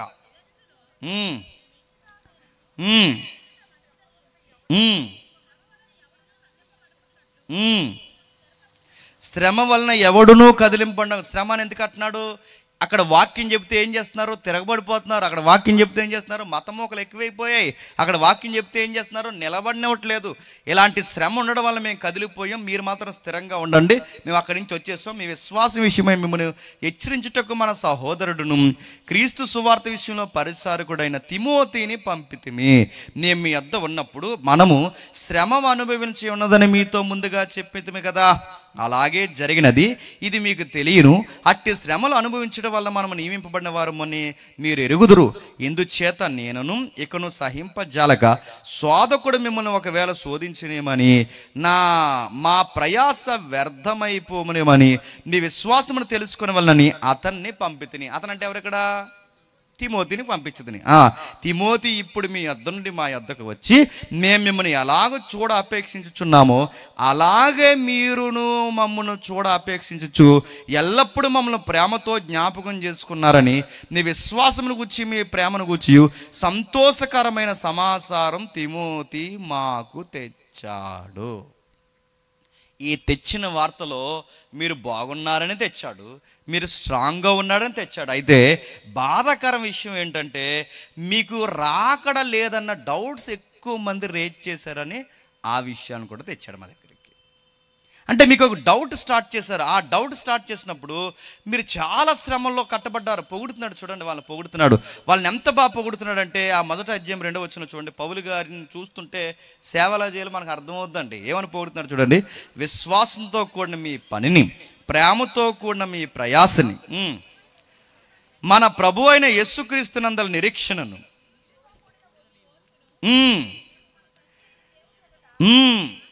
మానక జ్ఞాపకం చేస్తున్నాం. మీ విశ్వాసం ఎంత గొప్పదయ్యా, మీ ప్రేమ ఎంత గొప్పదయ్యా, మీ ప్రయాస ఎంత గొప్పదయ్యా. క్రీస్తు యందల నిరీక్షణ చూసినప్పుడు, మీ ఓర్పును చూసినప్పుడు నేను దేవునికి ఎల్లప్పుడూ స్తుతులు చెల్లిస్తున్నాను. కానీ పౌలు గారికి ఆశ్చర్యకరమైన విషయం ఏంటో తెలుసా? 3 బాగుంది, 3 వారాలు ఉన్నారండి అక్కడ. ఎన్ని వారాలు? 3 వారాలు. ఇంకా విడదీస్తే చెప్పనా, ఇంకా విడదీస్తే 3 రోజులు అక్కడ వాక్యం చెప్పాడు. ఎన్ని రోజులు? 3 రోజులు వాక్యం చెబితే, బాగా వినండి, 3 రోజులు వాక్యం చెప్పి వచ్చేసిన తర్వాత ఇంకా అంత పెద్ద శ్రమ జరుగుతున్నా, అంత పెద్ద వ్యతిరేకత ఉన్నా స్టిల్ సంఘం ఇంకా అక్కడ ఉందనగానే ఆశ్చర్యపడ్డాడంటండి. 3 నెలలు చెప్పినా కట్టబడిన సంఘాలు ఉన్నాయి. 3 సంవత్సరాలు బట్టలు చింపుకుని ఏదికిలు బాధినా తయారవనే ప్రాంతాలు ఉన్నాయి. కానీ జస్ట్ 3 విశ్రాంతి దినాలు, 3 విశ్రాంతి దినాలు అంటే 3 వారాలు లేదా 3 రోజులు వాళ్ళకు వాక్యం చెప్తేనట దెబ్బకు మారిపోయి కూర్చుని సంఘంగా ఉన్నారట. ఆశ్చర్యపోయారే. మనల్నే ఉండేవకుండా తరిమేశారు, మనల్నే నిలబడినవ్వకుండా తరిమేశారు. అలాంటి టైంలో ఇంకా అక్కడ సంఘం ఉందనగానే పౌలు గారికి పెద్ద ఆశ్చర్యం. అవును సార్, తిమోతి చెప్తున్నాడు. ఎస్ సార్, మన వాక్యం విన్న వాళ్ళు మారారు సార్. 3 రోజులకి వాళ్ళు చాలా గొప్ప ఉద్యమం వచ్చింది సార్ వాళ్ళకి. సతీష్ 3 రోజులు కాదు, 360 రోజులు ఎట్టినా ఇక్కడ సంఘం ఫామ్ అవుతుంది. అదో రకం. కానీ 3 రోజులకి ఎలా ఫామ్ అయిపోయారు వాళ్ళ లేఖనాలను చూసే విధానం కానీ, ఫస్ట్ టైం మీరు వాక్యం చెప్తున్నప్పుడు వాళ్ళు వినే ఆసక్తి కానీ చూస్తే సార్ మర్చిపోయింది సార్. నిజంగా ఆరిపోవాలి, అంత పెద్ద శ్రమ వచ్చినప్పుడు కదిలిపోవాలి. ఎందుకంటే బాబు యేసుప్రభువు నమ్ముకుంటే గొడవలు ఇలాంటివన్నీ పడ్డప్పుడు వాళ్ళు కదిలిపోవాలి. కానీ వాళ్ళకి అగ్ని లాంటి ఉపద్రవాలు వచ్చినా వాళ్ళు కదిలిపోలేదు సార్. నిజంగా సార్ వాళ్ళని చూసినప్పుడు నాకు ఆశ్చర్యం వేస్తున్నారు. కానీ కలము తండ్రి, చర్మపు కాగితాలు తండ్రి, వెంటనే వాళ్ళకి లెటర్స్ రాయాలన్నంత ఆసక్తి చేసింది పౌలు గారికి. ఆ లెటర్సే మొదటి దశలోనిక, 2వ దశలోనిక. అంటే వాళ్ళు ఇంకా ఉన్నారని కానీ ఆశ్చర్యపోయాడు. ఎలాంటి టైంలో ఉన్నారు? 6వ వచనంలో చెప్తున్నాడు చూడండి. గొప్ప ఉపద్రవమందు మీరు వాక్యము అంగీకరించి ఏ టైంలో ఉన్నారట? పరిశుద్ధాత్మ వలన కలుగు ఆనందముతో మీరు వాక్యం వింటున్నప్పుడు ఎలా ఉన్నారు? అని ఆవిలించారా? చర్చిలో వాక్యం చెప్తుంటే సిగ్గులేని కుక్కలా దడతారని నోర్లు అని. మరి ఇక్కడ బట్టలు చింపుకునే వాక్యం చెప్తుంటే నీకు ఆవిలింపులు ఎలా అవుతున్నారా? చాలామంది చూస్తుంటే వాక్యం ఎంత సీరియస్గా చెప్తుంటే పక్కోడికి తిరిగి అని ఏదో గోకుతుంటాడు. కొంతమంది నేను గమనిస్తానండి, కొన్ని వాక్యాలు గట్టిగా చెప్తుంటే పక్కోళ్ళు ఎలా రెస్పాండ్ అవుతున్నారని ఈడ ఆ వైపు చూస్తుంటాడు. నీకు ఎందుకు రాలి ఎలా రెస్పాండ్ అవుతున్నారు? ఆ వైపు చూడు, అలా ఎలా రెస్పాండ్ అవుతున్నారు, దీనికి ఎలా ఫీల్ అయ్యారు. నీకు అవన్నీ ఎందుకు అడుగుతున్నాను? వాళ్ళ వాక్యం వింటున్నప్పుడు మీరు ఏమైనా తెలుసు? ఆనందం. బా ఏం వాక్యం అండి, బా పరిశుద్ధాత్ముడే మాట. ఈ ఆనందం ఉండాలి, గుర్తుపెట్టుకోండి. అలా వాక్యాన్ని వినే వారేరి గోడలు జారబడిపోయే వాళ్ళు ఎక్కువైపోయారు. ఫ్యాన్ల కింద కూర్చునే వాళ్ళు ఎక్కువైపోయారు. ఎక్కడ కూర్చున్నా పెట్టి ఇది నాది కదా అన్నారట. స్కూల్ బెంచ్ మరిది. రకరకాల గొడవలు పెట్టుకునే వాళ్ళు ఎక్కువైపోయారు. అడుగుతున్నాను ఆసక్తి. నువ్వు ఏ మూలనున్నా, ఆ మూలనున్నా, ఎక్కడున్నా, ఎక్కడ కూర్చున్నా నీ ప్రజెన్స్ ఎలా ఉండాలి తెలుసా? వాక్యాన్ని ఎంజాయ్ చేయాలి. అది ఈ రెఫరెన్స్ అర్థం ఇదా? ఈ వాక్యం అర్థం ఇదా? ఇలా ఎంజాయ్ చేయాలట, ఆనందిస్తున్నారట. మీరు వింటున్నప్పుడు ఆనందం నేను గమనించాను. అయితే సరిగ్గా మీరు ఆనందపడుతున్న టైంలోనే గొప్ప ఉపద్రవమందు మీరు వాక్యం అంగీకరించారు. నేను అడుగుతున్నాను, గమనించండి. ఏదో ఒక ఉపద్రవం వచ్చేసింది అనుకోండి, ఆ టైంలో నేను వాక్యం చెప్తున్నాను అనుకోండి, ఎంతమంది వింటారండి? నువ్వు ఉండు, మేము వెళ్తున్నాం. ఇంకో అరగంట దాటిందంటే మీరు నాకు లుక్ ఇస్తారు. చెప్పండి, వెళ్తున్నాం మరి అని. ఉపద్రవాలు వద్దు మనకి, చెప్పండి. అరగంట ఎక్కువైతే చాలు మనకి. ఉపద్రవాలు రావాల్సిన అవసరం లేదు, ప్రమాదాలు రావాల్సిన, ప్రమాదాల పక్కన గంటల్లా మోగేస్తున్నా, ప్రమాదాల హెచ్చరికలు జారీ అవుతున్నా, చంపేస్తారా వాక్యాలు వింటే మతం ఉన్మాదులు రెచ్చిపోతున్నారా, ఇలాంటి ప్రమాదాలు వినబడుతున్నా, కొడుతున్నా, తిడుతున్నా, బెదిరిస్తున్నా, గవర్నమెంట్ సపోర్ట్ కూడా తీసుకునే ఇంత పెట్టలేకపోతున్న టైంలో కూడా అవన్నీ మాకు అనవసరం సార్, ఈ రణగణదోళనన్నీ మాకు అనవసరం, మీరు వాక్యం చెప్పండి, ఆసక్తిగా వింటామని విన్నారంట. ఈరోజు ఆసక్తి లేదు. ఈరోజు వాక్యం చెప్తుంటే వాట్సాప్ చూసుకుంటారు, వాక్యం చెప్తుంటే పక్క వాళ్ళతో మాట్లాడుతుంటారు, వాక్యం చెప్తుంటే చర్చిలో ఫోన్ సైలెంట్లో కూడా ఉండాలన్నా కనీసం ఇంకిత జ్ఞానం ఉండదు, వెంటనే ఫోన్ ఎత్తుము. ఇప్పుడు అడుగుతాను, ఈ కొంప ములిగిపోతుంది ఇప్పుడు ఈ గంటలో ఫోన్ ఎత్తకపోతే. ఎంత రాంగ్ యాటిట్యూడ్లు ఉంటాయి చూడండి.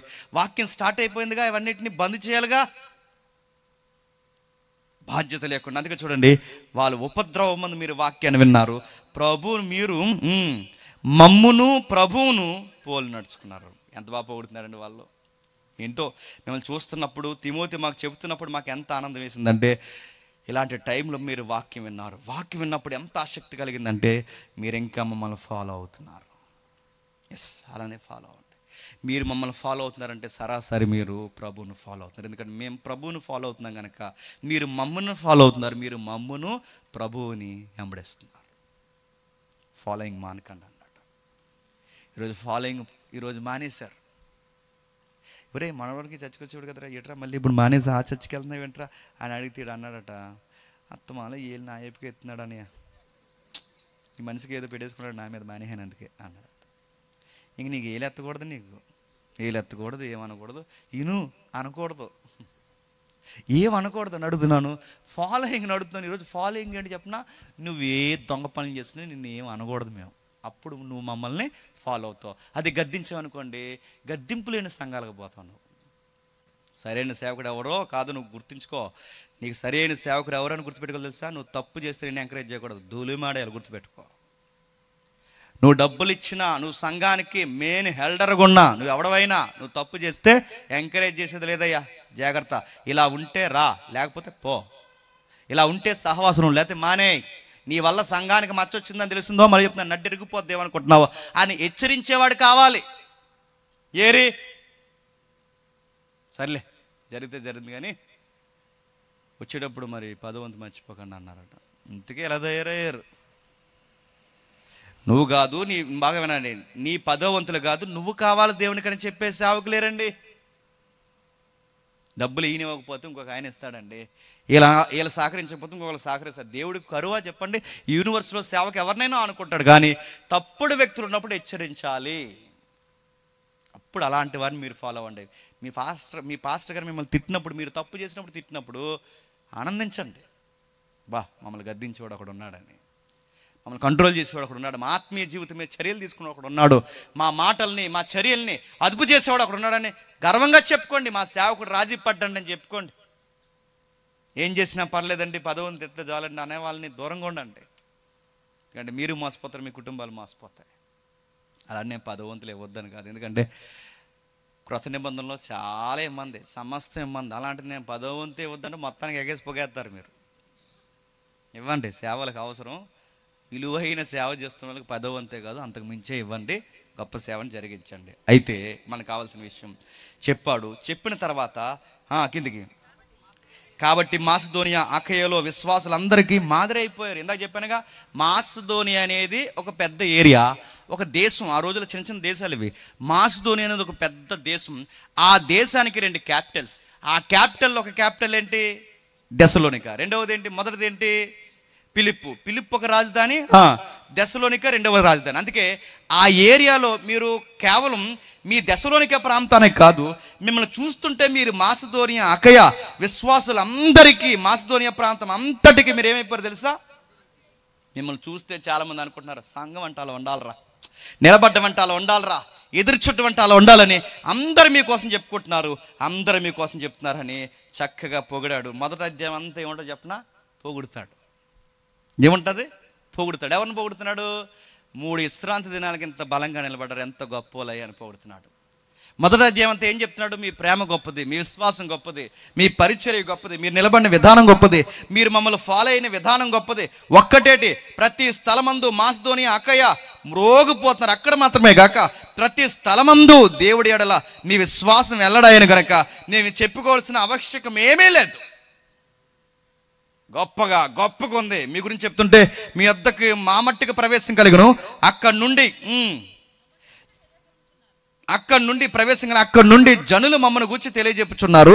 మరియు మీరు విగ్రహములకు విడిచిపెట్టి జీవం గలవాడును సత్యవంతుడు దేవునికి దాసులగుట దేవుడు మృతుల్లో నుండి లేపిన యేసును అనగా రాబో ఉగ్రత నుండి మనల్ని తప్పించుచున్న ఆయన కుమారుడైన యేసుక్రీస్తు పరలోకం నుండి వచ్చినని ఎదురు చూచుటకు మీరు ఎలాగో దేవుని వైపు తిరుగుతారో ఆ సంగతి వారే తెలియజెప్తున్నారు. చాలా యాంటీ పర్సన్స్ కూడా చెప్తున్నారు మీ గురించి, చాలా ఏరియాల్లో చెప్తున్నారు మీ గురించి. ఏమని చెప్తున్నారు తెలుసా? మళ్ళీ మీరు మూఢనమ్మకాల జోలికి పోలేదు. జస్ట్ 3 విశ్రాంతి 3 రోజులు మీకు వాక్యం చెప్తే ఎంత స్ట్రాంగ్గా మీరు ఎలా నిలబడ్డారు? ఎంతమంది చెప్పుకుంటున్నారు మీ గురించి? ఆ ప్రాంతం ఈ ప్రాంతం ఏ ప్రాంతానికి పోయిన సంఘం అంటే అదండి. 3 రోజులు పౌలు శీల లాంటి వారు వాక్యం చెప్తే అలా నిలబడిపోయారండి వాళ్ళు. అంతే, అలా నిలబడిపోయారు. చాలా స్ట్రాంగ్ అయిపోయారు. ప్రేమలో విశ్వాసంలో బలంగా ఉన్నారు. ఎన్ని వదిలేశారంటే ఆ పాత రోత, ఆ విగ్రహ ఆచార మూఢనమ్మకాలన్నీ వదిలొచ్చేశారు. వీళ్ళని చూస్తుంటే మనకు సిగ్గేయాలండి. 3 రోజులకు వాక్యం చెప్తే అన్ని వదిలొచ్చేసారట. 30 సంవత్సరాల వాక్యం చెప్పినా బేపనాయన దగ్గర ముహూర్తాలు ఇట్టించుకోవడానికి వెళ్తారు. మీరు 30 సంవత్సరాల వాక్యం చెప్పినా పాస్టర్ గారితో ప్రార్థన చేస్తారు, బేపనాయనతో ముహూర్తం. సిగ్గుందా అని అడుగుతున్నాను నేను.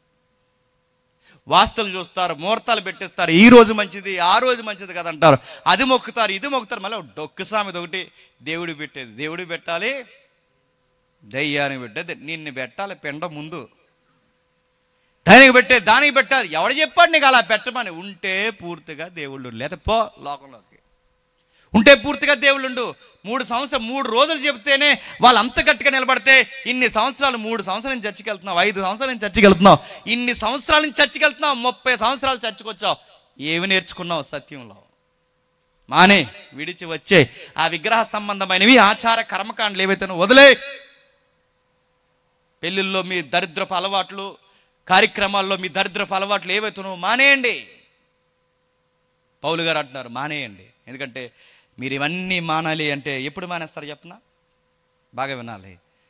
మీరు ముహూర్తాలు, మూఢనమ్మకాలు ఇవన్నీ ఎప్పుడు మానేస్తారంటే ఒకటి బలంగా నమ్మితే మానేస్తారు. ఆ ఒక్కటి ఏంటంటే రాకడ ఉందని నమ్మితే మానేస్తారు. ఏముందంటే రాకడ ఉందంటే. అందుకే చూడండి, అధ్యాయం అంతా పొగిడి చివరి వచనంకి వచ్చేసరికి ఎక్కడ ముడి పెడుతున్నాడండి? ఎక్కడ ముడి పెడుతున్నాడు చూడండి.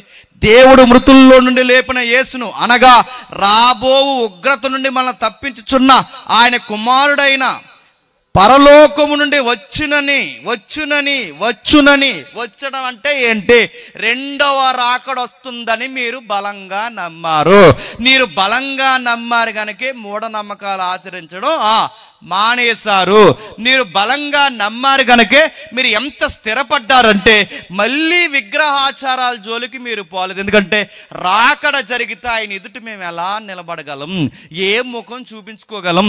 ఆయన్ని నమ్మి బయట ఇవి నమ్మితే ఆయన ఎదుటి మేము ఏమైపోతామని మీరు బలంగా ఇంత నిలబడ్డానికి కారణం ఏంటో తెలుసా? రాకడ. బయట చుట్టూ అంత గందరగోళం జరుగుతున్నా, రణగుణధనులు పెరిగిపోయినా, ఉపద్రవాలు పెరిగిపోయినా, ఇంత భయంకరమైన ప్రాణాలు పోయే పరిస్థితులు వచ్చినా మీరు అంత స్ట్రాంగ్గా ఎలా ఉన్నారు? రాకడ ఉందని నమ్మారు గనక. ఇప్పుడు చెప్పండి, కరోనా కాకపోతే వాళ్ళ అమ్మమ్మ వస్తుంది, వాళ్ళ అమ్మమ్మ కాకపోతే ఇంకొక అమ్మమ్మ వస్తుంది, రకరకాల రోగాలు వస్తాయి. దేవుడిని వదిలేస్తావా? రకరకాల కారణాలు వస్తాయి. దేవుడికి దూరం జరుగుతావా? నేను అడుగుతున్నాను, కరోనా పేరుతో మూసేసిన చర్చిలు లేవండి?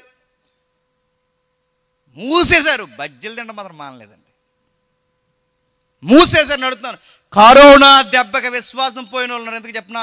దేవుడు ఉంటే ఎందుకు ఇలా జరుగుతుందండి, దేవుడు ఉంటే ఎందుకు ఇలా జరుగుతుందంటే దేవుడు ఉన్నాడు కాబట్టి అలా జరుగుతుంది. దేవుడు ఉంటే ఇలా ఎంత జరుగుతుంది? దేవుడు ఉన్నాడు రా, దేవుడు ఉన్నాడు కనుక అలా జరుగుతుంది. ఏ అంటే సిస్టమ్ సరిగ్గా లేదు. సిస్టమ్ సరిగ్గా ఉండాలి అంటే బ్రాందీ సభలు మూసేయాలి, దరిద్రపు అలవాట్లు మానేయాలి, రోడ్డు మీద 6 అయ్యేసరికి ఒక్కొక్కడు ఇంటికి పోవాలి అంటే చెప్పండి, వెల్కమ్ టు ద డయాస్ అన్నట్టు వచ్చింది. అది ఏది? కరోనా. అందరికి చక్కబెట్టేది. మీరు చూడండి, కరోనా వచ్చిన టైంలో సినిమాలు లేవు. ఎంత సంతోషకరమైన వార్త అండి, సినిమాలు లేవు. బ్రాందీ సబ్బులు లేవు, సికార్లు లేవు, జీరో కట్లు లేవు, రోడ్డు మీద తిరిగే సన్నాసేతలు లేరు, ఏమీ లేదు. మీటింగ్లు లేవు, అర్ధరాత్రి ధర్నాలు లేవు, కేక్ కటింగ్ లేవు, ఏమీ లేవు. ఒక్కళ్ళు లేడు. 6 గంటలకు ఎవడికి వాడే కలిగి ఉంటే ప్రార్థన చేసుకోవడం, లేకపోతే ప్రార్థన పెట్టుకోవడం, కలిగి ఉంటే ఇప్పుడు మెతుకులు తినడం. డిస్టెన్స్, పద్ధతి, వందనాలు అందరికి. సెకండ్లు కూడా లేవు.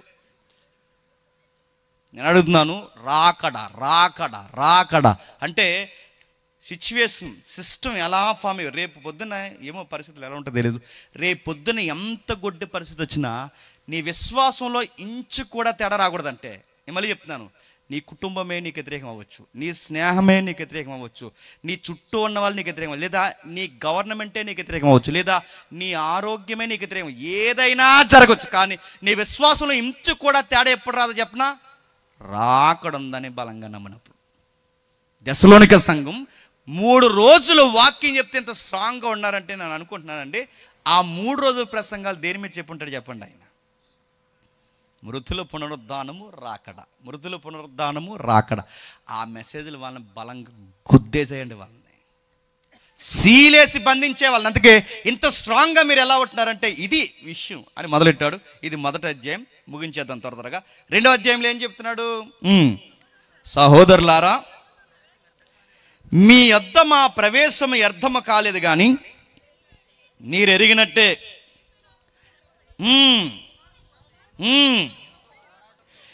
ఎరిగినట్టే మేము పిలుపులో మీ ముందు శ్రమపడి అవమానం పొంది ఎంతో పోరాటంతో దేవుని సువార్తను మీకు బోధించటకై మా దేవుని యందు ధైర్యం తెచ్చుకునమని మీకు తెలియను. మీకు వాక్యం చెప్తున్నప్పుడు ఎలా చెప్పాం? ఇలా వచ్చిన వెంటనే నా వాటర్ బాటిల్ పట్టుకుని వచ్చేవాడు ఒకడు, నా బైబిల్ పట్టుకుని వచ్చేవాడు ఒకడు, నేను అక్కడ దిగిన వెంటనే నాకు నల్ల సూట్లు వేసుకున్న 4 ఎస్కాట్లు ఒకరు. ఇవన్నీ తీస్తున్నప్పుడు ఎంత శ్రమో నాకు ఎంత శ్రమ అనుకుంటున్నారు? ఇప్పుడు ట్రెండ్ చెప్తున్నాను, నా శ్రమ. నా బాటిల్ నేను మోయను, నా బైబిల్ నేను మోయను, నా ఫోన్ కూడా నేను మోయను. ఎంత సిగ్గులేదో నాకు. నా ఫోన్ కూడా నేను మోయను, ఏమీ మోయను. నా కార్ డోర్ కూడా నేను తీసుకోను. డోర్ తీస్తారు, అలా దిగుతాను, పాలిష్ పెట్టుకుని చక్కగా ఆ సూతో అలా దిగి అలా వచ్చి ఏముండారు అంటాం, కక్క ముక్క డొక్క నాటు కూడా ఉండలేదా అన్నారంట. అయిపోయింది. అందరిని అంటలేదండి, బద్దకస్తుల్ని, సోకులకి పెరిగిన వాళ్ళు. మరి చెప్తున్నాను, ఎంతమంది జనాభా వస్తారు, ఎంత ఇస్తారు, ఎన్ని గంటలకు అవుద్ది, ప్రీవియస్ మీటింగ్లు ఏంటి, పాంప్లెట్లు పెట్టండి. ఇలాంటి దొంగ ఎదవుల కోసం చెప్తున్నాను, అందరి కోసం కాదు. నేను ఇలాంటి వాళ్ళ కోసం చెప్తున్నాను, అందరి కోసం కాదు. శ్రమ. ఇక్కడ పట్టుకున్నారట పౌలు, తప్పించుకుని మళ్ళీ అలా తిరిగి అటు వచ్చాడట, అటు పట్టుకున్నారట, మళ్ళీ అలా తిరిగి వచ్చాడు, ఇటు పట్టుకున్నాడు. ఎక్కడికి పోయినా పోరాటాలు. ఎందుకయ్యా నీకు అంత ఆతృత అంటే, ఆ ఏరియాకి సువార్త చెప్పకపోతే ఏమైపోతారు సార్ వాళ్ళు? ఇదే ఆయన బాధ. ఇక్కడికి వెళితే కొడతారు, అక్కడికి వెళితే రాళ్ళు ఇసురుతారు, ఇక్కడికి వెళ్తే ఉమ్ములేస్తారు, అక్కడికి వెళ్తే బండకి కాళ్ళు బిగించి కొడతారు. ఎక్కడికి వెళ్ళినా పౌలు గారిని కొట్టారండి, ఎక్కడికి వెళ్ళినా అవమానాలండి, ఎక్కడికి వెళ్ళినా ఉమ్ములేస్తారండి.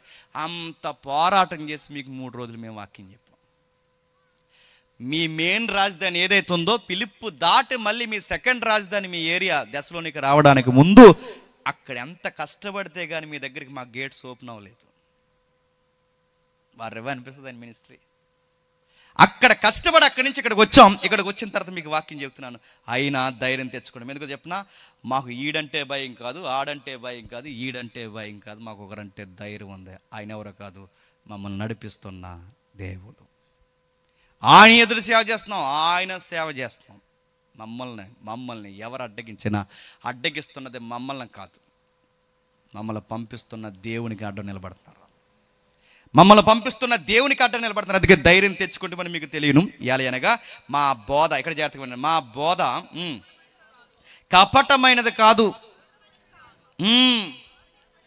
మా బోధ కపటమైనది కాదు, అపవిత్రమైనది కాదు. నిజంగా బాధపడే మాట్లాడండి. అక్కడ మొదటి అధ్యాయం అంతా ఏం చెప్పాడు? వాళ్ళని పొగిడాడు. పొగిడి మీరు స్ట్రాంగ్ ఉన్నాడని ఎక్కడికి టర్నప్పుడు దాన్ని ఎక్కడికి ల్యాండింగ్ చేశాడు. ఆ మొదటి అధ్యాయాన్ని రాకడ దగ్గరికి ల్యాండింగ్ చేసి ఇప్పుడు 2వ అధ్యాయం మొదలెట్టాడు. 2వ అధ్యాయం మొదలెట్టి మళ్ళీ మొదలు పెడతాడు. ఏమనంటే, అసలు మీ దగ్గరికి మేము ఎలాంటి టైంలో వచ్చామంటే ఇలాంటి టైంలో వచ్చాను. అడుగుతాను, ఎంత కష్టం ఎందుకు చెప్తున్నావు అంటే, నేను నిజంగా దొంగ బోధకుడిని అయితే, చెప్పండి, డబ్బుల కోసం వచ్చేవాడిని అయితే ప్రాణాలు రిస్కులో పెట్టి మీకు వాక్యం చెప్పడానికి వస్తానా? అది పాయింట్. అంటే మొదటి అధ్యాయం మీరేంటో చెప్పాడు, రెండో అధ్యాయం చెప్పండి తనేంటో చెప్పుకుంటున్నాడు. ఎంత క్లియర్గా రాస్తున్నాడు చూడండి. మొదటి అధ్యాయం సంఘం ఏంటో చెప్పాడు, రెండో అధ్యాయం తానేంటో ప్రూవ్ చేసుకుంటున్నాడు. ఎందుకంటే రెండు నిందలు అడ్డాయి. ఒకటి, ఇప్పుడు పౌలు గారు నమ్మకస్తుడేనా? ఇది పెద్ద క్వశ్చన్ కదండి. ఇప్పుడు పౌలు గారు నిజమైన సేవకుడేనా, లేదా డబ్బుల కోసం సేవ చేస్తున్నాడా? డబ్బు కోసం సేవ చేసేవాడా, నిజమైన సేవకుడా కాదు, ఇది మొదటి ప్రశ్న. రెండో ప్రశ్న ఏంటంటే, ఈయన నిజమైన సేవకుడా కాదో తెలియాలంటే ముందు ఈయనేంటో తెలియాలి. రెండో ప్రశ్న ఏంటంటే, ఈయన నిజమైన సేవకుడా కాదో తర్వాత విషయం. అన్నిటికన్నా ముఖ్యమైన ప్రశ్న, ఈ నిజమైన సేవకుడు కాకపోతే ఇప్పుడు ఏది అబద్ధం అయిపోద్ది? రాకడ. ఎందుకంటే రాకడ ప్రసంగాలని చెప్పేది ఎవరు? ఆయనే. ఇప్పుడు ఈయన రాకడ ప్రసంగం చెప్తున్నాడు. రాకడ ప్రసంగం ఎందుకు చెప్తున్నాడు? జనాలను భయపెట్టి డబ్బులు చెప్పండి వెనకేసుకుంటున్నాడనే కాదు, ఇప్పుడు ఈయన మీద నిందేశారు. ఇప్పుడు ఈయన నిజమని తేలాలి. రెండోది, రాకడ నిజంగా ఉందని ప్రూవ్ అవ్వాలి. ఇప్పుడు రెండింటికి ముడి ఉంది. ఒకటి, ఆయన నిజ సేవకుడని తేలాలి. రెండు, ఈయన నిజ సేవకుడైతే ఈయన చెబుతున్న సువార్త కూడా నిజమైందైతే నిజంగానే రాకడ జరుగుద్ది. ఈ రెండిటికి రెండో అధ్యాయంలో ఆన్సర్ చేస్తున్నాడు. ఏమని చేస్తున్నాడు త్వర త్వరగా తెలిసేద్దాం చూడండి. ఇవాళ నా కర్రీలో ఏమేమి సరే చెప్పనా? చేపల కర్రీలో చేప తలేహారు వేసి వెంటనే అన్నాను, ఈరోజు అందరు తలలు తింటానని. అందరికి అదేనా? అదిగో తలకేసారు కదా మరి. అందుకని ముగించేస్తానులేండి, అంత అమాయకంగా చూడకండి, నా వైపు వదిలేస్తాను. సరే చూద్దాం, ఏదో చెప్తున్నాడు కిందికి. ఏదో చెప్తున్నాడు ఎలా అనగా, మా బోధ కపటమైనది కాదు, అపవిత్రమైనది కాదు, సువార్తను మాకు అప్పగించుటకు యోగ్యులమని దేవుని వలన ఎంచబడిన వారమై మనుషులను సంతోషపెట్టేవారము కాక మన హృదయములను పరీక్షించు దేవుణ్ణే సంతోషపెట్టేవారమని బోధించుచున్నాము. మీరు ఎరిగి ఉన్నట్టు మేము ఇచ్చకపు మాటలైనను ధనాపేక్షను కప్పుపెట్టు యాసమునైనను ఎన్నడూను వినియోగించలేదు. అందుకు దేవుడే సాక్షి. మేము క్రీస్తు యొక్క అపోస్తులమై ఉన్నందున సమర్థులమై ఉన్నను. అది ఏదో చెబుతున్నాడు చూడండి. 3వ వచనంలో ఒక మాట అంటున్నాడు, ఎలా అనగా మా బోధ కపటమైనది కాదు, మాది ఒరిజినల్ అని చెప్తున్నాడు. లోకంలో అతిపెద్ద ప్రాబ్లం ఏంటి చెప్పినా, మనం చర్చని చెప్తుంటే దొంగ బోధకులు లేచిపోయి ఆడేమంటాడంటే మన దొంగ బోధ అంటాడు. అర్థమవుతుందండి. ఎప్పుడైనా మీరు గమనించండి, ఎక్కడైనా కొత్తగా ఒక సంఘం ఫామ్ అయిందంటే అక్కడ సత్యం చెబుతున్నారు అనగానే అతిపెద్ద ప్రాబ్లం ఏంటి చెప్పినా, వీళ్ళని తప్పు పెట్టోళ్ళు ఇంకో నలుగురు లెగుతారు అక్కడ. ఇప్పుడు అతిపెద్ద ప్రాబ్లం అదే. ఇప్పుడు పౌలు గారు 3 వారాలు చెప్పి వచ్చేసాడు, అక్కడ సంఘాన్ని కట్టాడు. ఇప్పుడు 3 వారాల సంఘం కట్టేసరికి ఇప్పుడు పౌలు గారు బోధని, పౌలు గారి సబ్జెక్ట్ మొత్తం ఏదవుతుందో మొత్తం ఫేక్ అన్నారు. ఎన్టీ రామారావు గారు అనేవారు, ఆయన పాలిటిక్స్ ప్రసంగాలు చెప్తున్నప్పుడు, రాజకీయ ప్రసంగాలు ఆయన అనేవాడు ఏమనంటే, దొంగే అన్నాడట జనాల్లోకి దూరిపోయి, దొంగ అడుగు అని. ఇంకెవడ తెలుతాడండి? దొంగ పారిపోతుంటే జనాల్లో కలిసిపోయి అన్నాడట, అదిగో దొంగ అటు వెళ్ళిపోయాడు అన్నాడట. ఈడు మనలోనే ఉంటే ఇంకెవడండి చెప్పండి. అందుకే దొంగే మనల్ని దొంగ అంటే నడుతున్నాను, దొంగలే మిగిలిన దొంగలంటే ఇంకా దొంగ దొరికేది ఎలా? బయట దొంగ దొరకడేమో కానీ వాక్యపు దొంగలు దొరుకుతారు. ఎందుకు? అలా ఉన్నవో లేదో చూస్తే తెలిసిపోతారు ఈడు దొంగ అని. మనకు అతిపెద్ద భయం ఏంటి చెప్పిన, ఎక్కడో భయం, అమ్మో ఈయన సేవకుడు అని. ఏ సేవకుడు? దొంగ సేవకుడు. మంచి సేవకుల జోలికి వెళ్ళకండి మడుతున్నాను. దొంగ సేవకులు కాదు మీకు తెలియాలి. దొంగ నోట్లు ఉన్నాయని ఎంత వాస్తవమో దొంగ సేవకులు కూడా ఉన్నారు అన్నది అంతే వాస్తవం.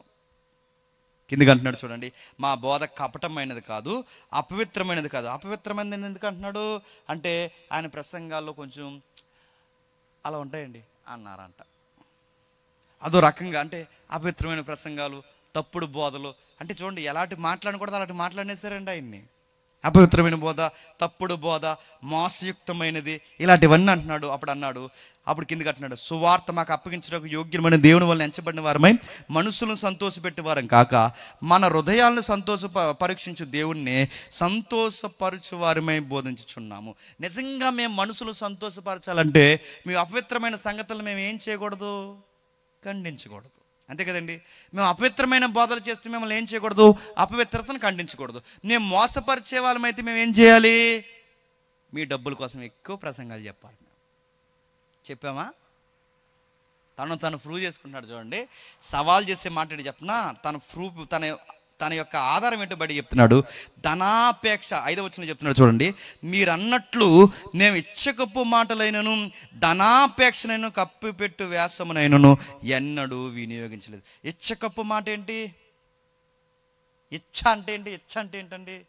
ఇచ్చ అంటే ఇష్టం. అంటే ఇప్పుడు నేను ఎలాంటి మాటలు చెప్తాను? ప్రజలకి ఏ అవసరమో చెప్పండి.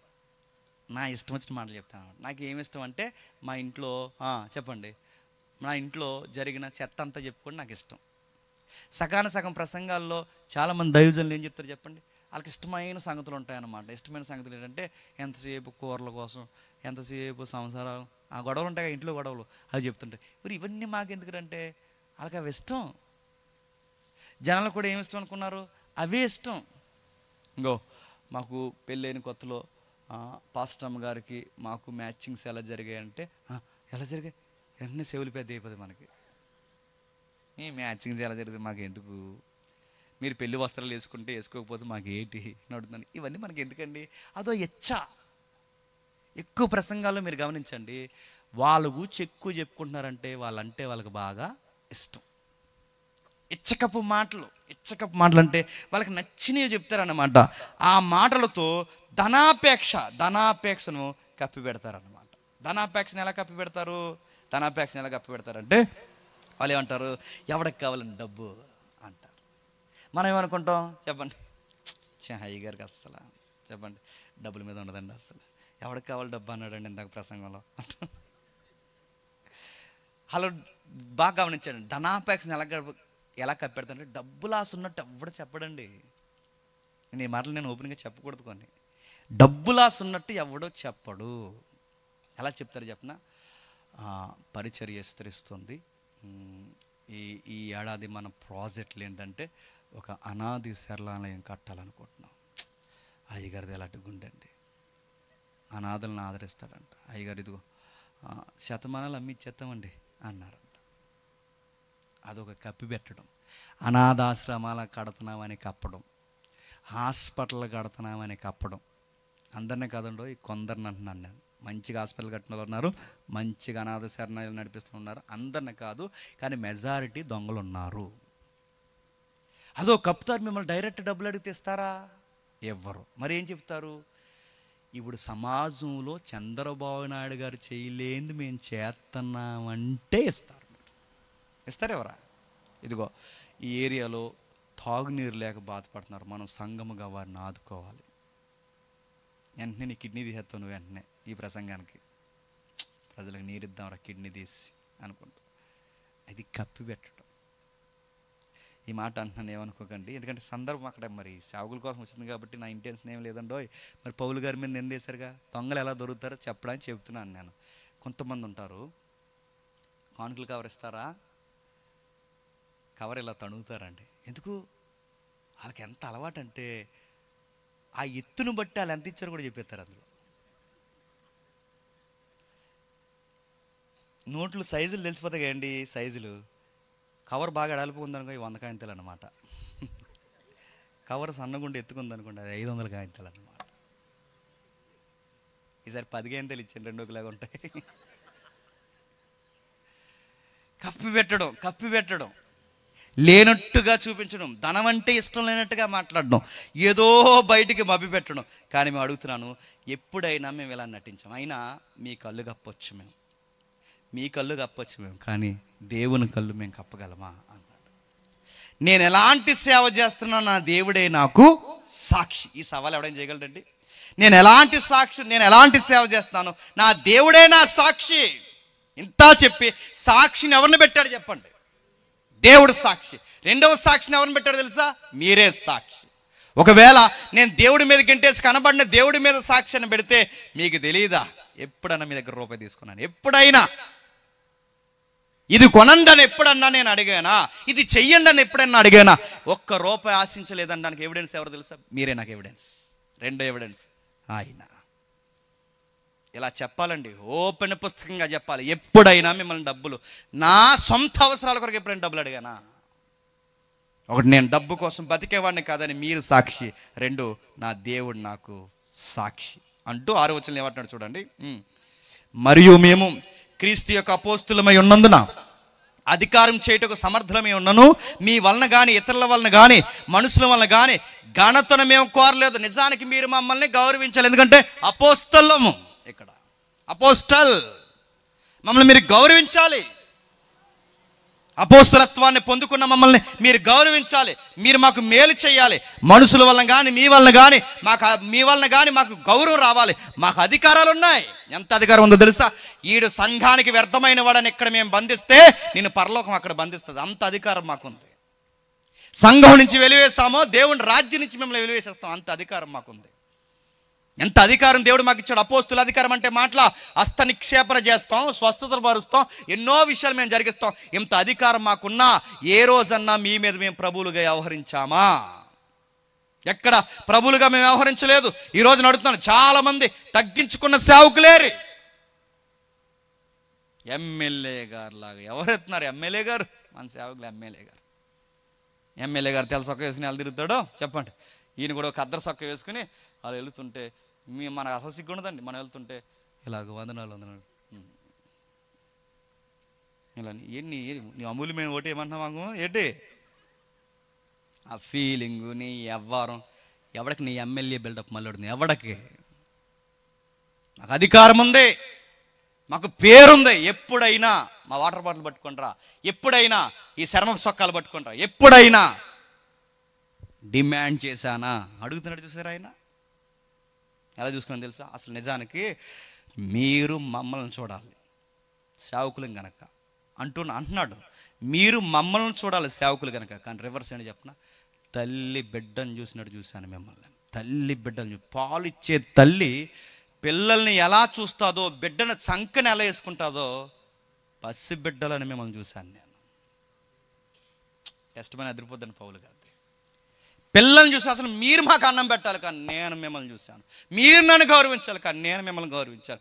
రివర్స్ అంతా నేను చేశాను. పాలిచ్చే తల్లి ఎలా చూస్తుందో తల్లి మాదిరి నేను చూశాను. ఒక మాట అడుగుతున్నాను ఈ అధ్యాయాన్ని ముగించే ముందు. ఎప్పుడైనా మీ సేవకులను చూసి మీరు ఈ సాక్షి మీరు ఇవ్వగలరా? మా సేవకుడికి ధనాపేక్ష లేదని మీ సేవకుడి కోసం మీరు చెప్పగలరా? చెప్పుకుంటే ధన్యత, చెప్పుకోకపోతే మీ దౌర్భాగ్యం. రెండవది, మా సేవకుడికి ధనాపేక్ష లేదని చెప్పుకోవాలి. రెండవ గర్వపు మాట ఏంటి చెప్పిన? అతిశయం ఏంటో చెప్పిన? మా సేవకుడికి తగ్గింపు ఉందని చెప్పుకోవాలి. ఇక్కడ పెడితే ఇక్కడ తింటాడండి, ఇక్కడ కూర్చోమంటే ఇక్కడ కూర్చుంటాడండి, ఇక్కడ పడుకోమంటే ఇక్కడ పడుకోండి. చెప్పగలవా నీ సేవకుడి వరకు? నువ్వు కంగారైపోతే ముందు నీ ఇల్లు ఏ రోజు తొడవగానే వస్తే మనం దుడుతూ ఎందుకు అమ్మో ఇలా ఉంటే ఆయన ఉండండి. ఎందుకు ఉండో? మనిషి కదా ఆయన, గ్రహాంతర జీవా. మనం ఉంటున్నాంగా.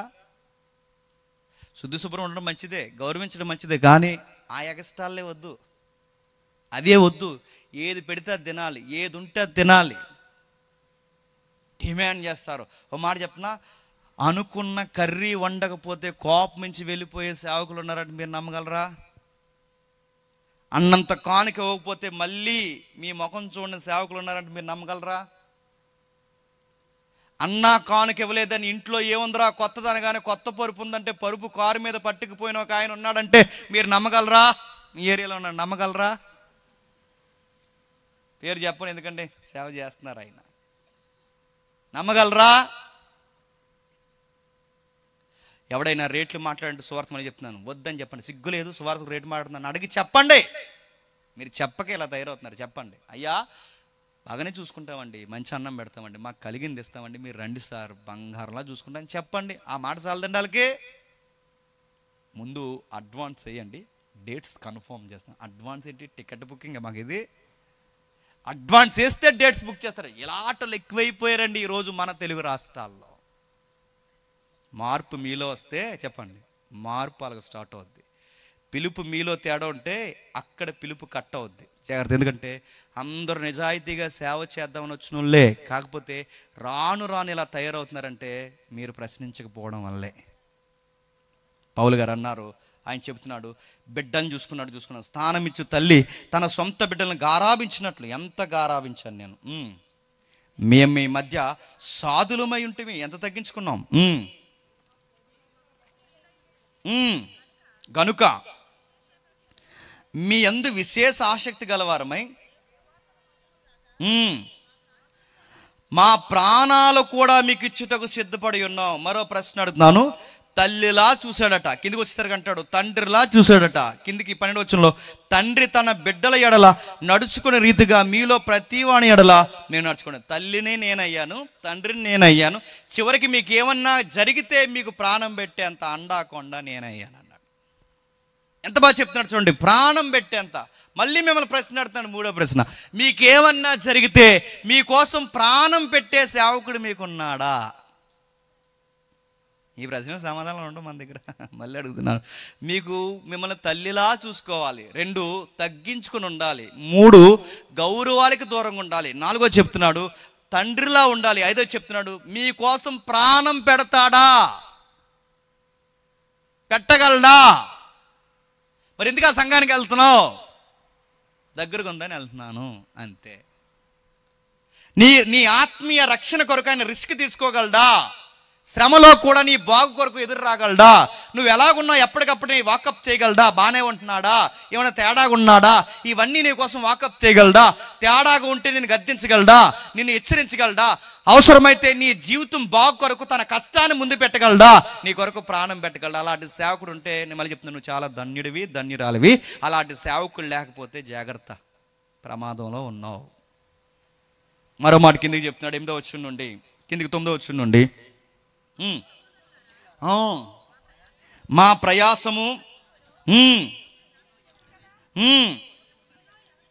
మేము మీలో ఎవనికి భారముగా ఉండకూడదని రాత్రింపగళ్ళు కష్టము చేసి జీవనము చేయుచు సువార్తను ప్రకటించి రాత్రి పగళ్ళు ఏం చేస్తున్నారట? జీవనము చేయుచు. మీరు సంఘంగా వచ్చారు, ఇంకా సంఘంగా ఫామ్ అవ్వలేదు. నిజానికి మీరు మమ్మల్ని గౌరవించాలి, మా అవసరాలు తీర్చాలి. ఈ టైంలో మీ మీద ఈ కానుకలు లాంటి బడ్డని పెడితే మీరు ఏమవుతారు? విశ్వాసంలో బలహీనైపోతారు. అందుకే మీకు తెలియదు పరిచర్య ఎలా చేయాలో, మీకు ఎలా మాట్లాడాలో తెలియదు. కొత్తగా వచ్చిన మీ మీద ఇన్ని బాధ్యతలు పెడితే మీరు ఏమవుతారంటే మమ్మల్ని అనుమానిస్తారు. మమ్మల్ని అనుమానిస్తే మేము చెప్పే బోధన అనుమానిస్తారు. అందుకే మా అవసరాలు కూడా మేము తీర్చుకోవడానికి మేము ఏం చేసాం తెలుసా? మేము కష్టపడ్డాం. సేవకులకు ఉండాల్సిన మెలకువలు అండి. అయ్యో, కొత్తగా వచ్చిన వాళ్ళ దగ్గర డబ్బుల కోసం మాట్లాడితే ఏమనుకుంటారో మెలకువ.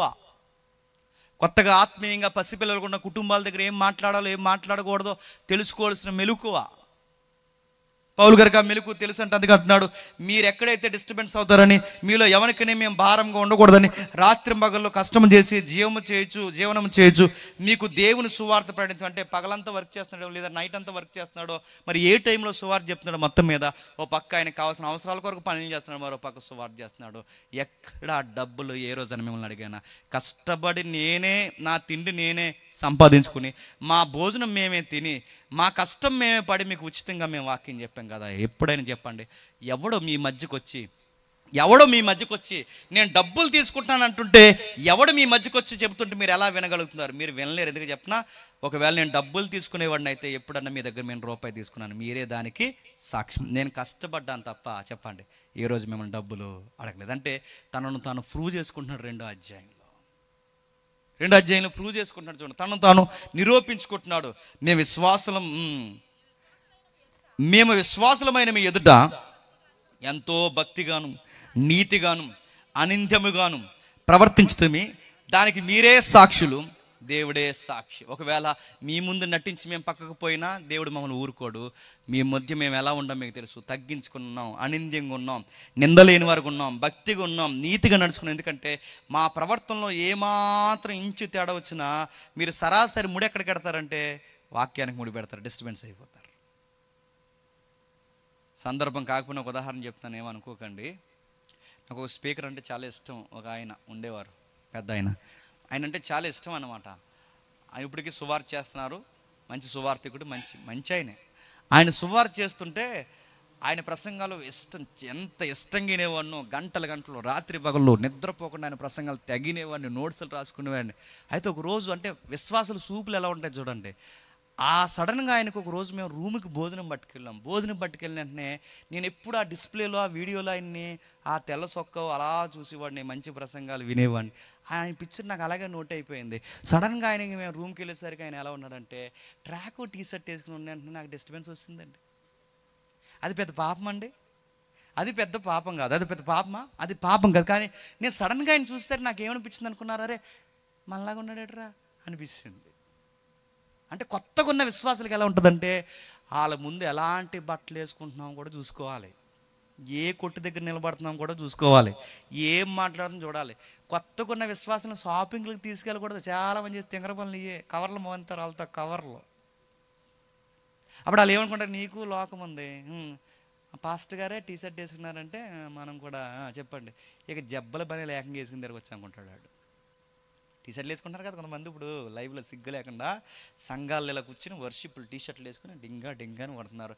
నేను అడుగుతున్నాను, నువ్వే వయసు మళ్ళీ టీ షర్ట్ వేసుకుంటే వయసులో ఉన్న కుర్రగోళ్ళు టీ షర్ట్లు వేసుకుని చర్చిలో తిరుగుతా, చర్చ్ అవుద్దా సంత అవుద్దా? ఇలాంటివన్నీ విశ్వాసులు గమనిస్తారా? ఎర్లీ స్టేజ్ అని గమనిస్తాడు. మెచ్యూరిటీ ఉన్నవాడైతే గమనిస్తాడు. ట్రాక్ టీ షర్ట్ ఎందుకు వేసుకున్నాడు, అప్పటికి మనకు మెచ్యూరిటీ లేదు, స్టార్టింగ్ ఇస్తుంది కదా. మెచ్యూరిటీ ఉన్నవాడు గమనిస్తాడు. మరి ఇంటి దగ్గర ఉన్నప్పుడు కూడా ఇంకా ఫార్మల్ ప్యాంట్ వేసుకుని పడుకున్నప్పుడు కూడా తెల్ల సొక్క వేసుకుంటే ఏమైపోతాడు, త్వరగా చచ్చిపోతాడు ఆయన. నాకు అవన్నీ తెలియగా నేను అనుకుంటున్నాను, ఇదేంటి ఇలా ఉన్నాడేంటి ఇలా అనుకుంటున్నాను. ఆయన ఫోన్ కూడా మాట్లాడతాడు ఆయన అనుకుంటున్నాను నేను.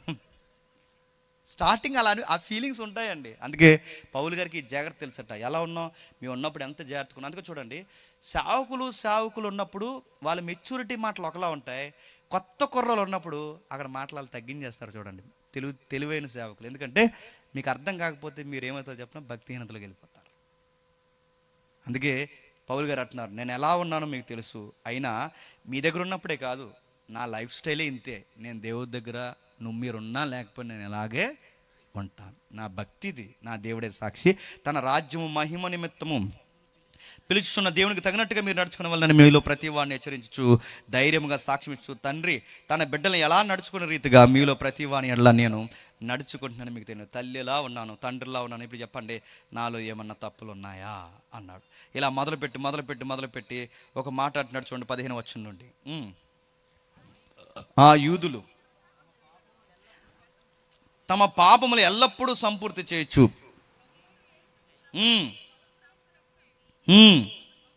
మమ్మల్ని హింసించి అన్యజనులు రక్షణ పొందుటకై మమ్మను ఆటంకపరచుచు మనుషులందరికీ విరోధులై ఉన్నారు. దేవుని ఉగ్రత తుదమట్టుకు ఈ సువార్తను అడ్డగిస్తున్న యూదుల మీదకి వచ్చును. సహోదరుల, మీరు శరీరం బట్టి కొద్ది కాలం మిమ్మల్ని ఎడబాసి ఉన్నను, మనస్సును బట్టి మీకు దగ్గర గుండి మిగుల అపేక్షతో మీ ముఖము చూడవలనని మరి ఎక్కువగా ప్రయత్నం చేసిన కాబట్టి మేము యొద్ద రావాలని ఉంటుమి. పౌలను నేను పలుమార్లు రావాలని ఉంటుంది, కానీ సాతాను మమ్మల్ని అభ్యంతరపరచిన ఎలాగనగా మా నిరీక్షణ అయిన ఆనందమైన అతిశయ కిరీటమైన ఏది, మన ప్రభు అయిన యేసు రాకడ సమయమున ఆయన ఎదుట మీరే కదా, నిశ్చయముగా మీరే మా మహిమ ఆనందమై ఉన్నారు. మీకేమర్థమవుతుందండి? ఏ విషయం చెప్పినా మొత్తం విషయం అంతా తెచ్చి ఎక్కడ ముడిపెడుతున్నాడు చెప్పండి? రాకడ. ఎక్కడ? రాకడ. ఇప్పుడు మళ్ళీ చెప్తున్నాడు, 2వ అధ్యాయంలో ఏం చెప్పాడు? నాకు ధనాపేక్ష లేదని చెప్పాడు. 2వ అధ్యాయంలో ఏం చెప్పాడు? మా బోధ పవిత్రమైనదని చెప్పాడు. 2వ అధ్యాయంలో ఏం చెప్పాడు? మేము ఉన్నతంగా సేవ చేస్తామని చెప్పాడు. చెప్పేవాడు చాలా మంది ఆటంకపరుస్తున్నారు, ఇబ్బందులు పరుస్తున్నారు. అయితే మిమ్మల్ని చూసినప్పుడు ఒక విషయం మాకు కలుగుతుంది, శరీరం బట్టి చాలాసార్లు మిమ్మల్ని చూడాలనుకున్నాను, చూసేంత పరిస్థితులు లేవు. ఎందుకంటే ఎక్కడికక్కడ ఆటంకాలు, ఎక్కడికక్కడ చంపేస్తున్నారు, ఎక్కడికక్కడ రాకుండా అడ్డగించేస్తున్నారు. నాకు రావాలని ఉంది కానీ వచ్చే పరిస్థితులు లేవు. అయితే నాకు ఒక ఆశ అయితే ఉంది, మిమ్మల్ని చూడాలని ఉంది. కానీ ఇప్పుడు చూడకపోయినా 2వ రాకడలో ఖచ్చితంగా మిమ్మల్ని నేను చూస్తాను. ఇప్పుడు చూడకపోయినా 2వ రాకడలో మిమ్మల్ని చూస్తాను. ఆ రోజు మిమ్మల్ని కనిపెడతాను. ఆ రోజు 2వ రాకడలో నాకు ఏ డే తెలుసా? అది డిస్ట్రాయిడ్ డే కాదు, నాశనకరమైన దినం కాదు. ఆ 2వ రాకడ దినం ఎలాంటిదంటే అది నాకు సెలబ్రేషన్ డే అన్నాడు. నాకు సెలబ్రేషన్ డే ఎలా అంటే ఆ రోజు నాకు అవార్డ్స్ ఇస్తే, అదిగో దశలోనిక సంఘాన్ని కట్టింది ఎవరు, 3 రోజుల్లో కట్టారట ఆ సంఘాన్ని ఎవరు అనగానే పౌలంట ఎక్కడ అనగానే ఆ కోటాను మంది చూస్తుండగా, దేవదూతలు ఉండగా, మనుషులందరూ ఉండగా ఆ కోటాను మనుషుల మధ్య నుంచి వస్తాను, ఎస్ మై లార్డ్, ఆ 3 రోజుల్లో సంఘాన్ని కట్టింది నేనే. ఆ రోజు నా దేవుని ఎదుట మిమ్మల్ని బట్టి మహిమ, నా మహిమే మీరు గొప్ప చెప్పుకుంటాను. ఇదిగో వీళ్ళు నేనే కట్టిన ప్రభు, ఇతను నేనే మార్చిన ప్రభు, వీళ్ళు నేనే మార్చిన ప్రభు, నేనే కట్టాను ప్రభు.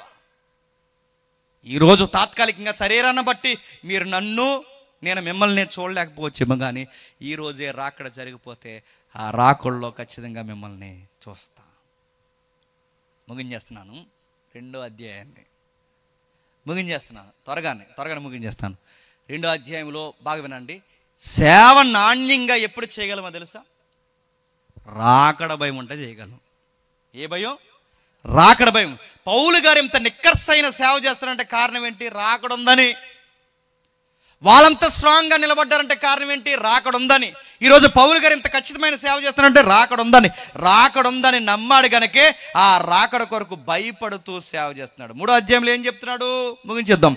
కాబట్టి ఇక సహింపజాలని ఎథెన్సులో మేము ఒంటిగా నేను ఉండుట మంచిదని ఎంచి, అంటే ఆ ఏరియాలో వెళ్తున్నాడు. ఎవడను కదిలింపబడకూడదని మిమ్మల్ని స్థిరపరచుటకై, మీ విశ్వాస విషయమై మిమ్మల్ని హెచ్చరించుటకు మన సహోదరుడు క్రీస్తు సువార్త విషయంలో దేవుని పరిసరగా తిమోతిని పంపితిమి. మేము మీ యొద్ద ఉన్నప్పుడు మనం శ్రమ అనుభవించవలనని ఉన్నదని మీతో ముందుగా చెప్పితాము కదా, అలాగే జరిగినది ఇదియు మీకు తెలియను. అట్టి శ్రమ వల్ల అనుభవించడం వలన మనము నియమింపబడిన వారమని ఆ రోజు మీకు ప్రసంగాలు చెప్పానుగా, మీకు గుర్తుండగా. ఇందుచేత నేను ఎక్కడూ సహింపజాలక సోదకుడు మిమ్మల్ని ఒకవేళ శోధించనేమో అని, మా ప్రయాస వ్యర్థమైపోవనేమో అని నీ విశ్వాసం వల్ల తెలుసుకున్నామని అతన్ని పంపితిని. తిమోతి ఇప్పుడు మీ వద్ద నుండి మా వద్దకు వచ్చి మేము మిమ్మల్ని ఎలాగ అపేక్షించున్నామో అలాగే మీరు కూడా మమ్మల్ని చూడ అపేక్షించు, ఎల్లప్పుడూ మమ్మల్ని ప్రేమతో జ్ఞాపకం చేసుకున్నారని మీ విశ్వాసమును గూర్చి, నీ ప్రేమను గూర్చి సంతోషకరమైన సమాచారం మాకు తెచ్చాను. అందుచేత సహోదరులారా, మా ఇబ్బంది అంతట్లో, శ్రమ అంతట్లో మీ విశ్వాసమును చూసి మీ విషయమై ఆదరణ పొందుతూ ఎంతకన్నా ఏం కావాలి నాకు? నేను బోధించిన వాక్యం అర్థం కాలేదని, నేను కట్టిన సంఘం అర్థం కాలేదని, ఇంకా నిలిచుందన్నప్పుడు ఇంతకన్నా నాకు ధన్యత ఏముంది? అందుకే కింది కట్టినట్టు చూడండి 8వ వచనంలో, అనగా మీరు ప్రభువునందు స్థిరముగా నిలిచితిరా మేము బ్రతికినట్టే.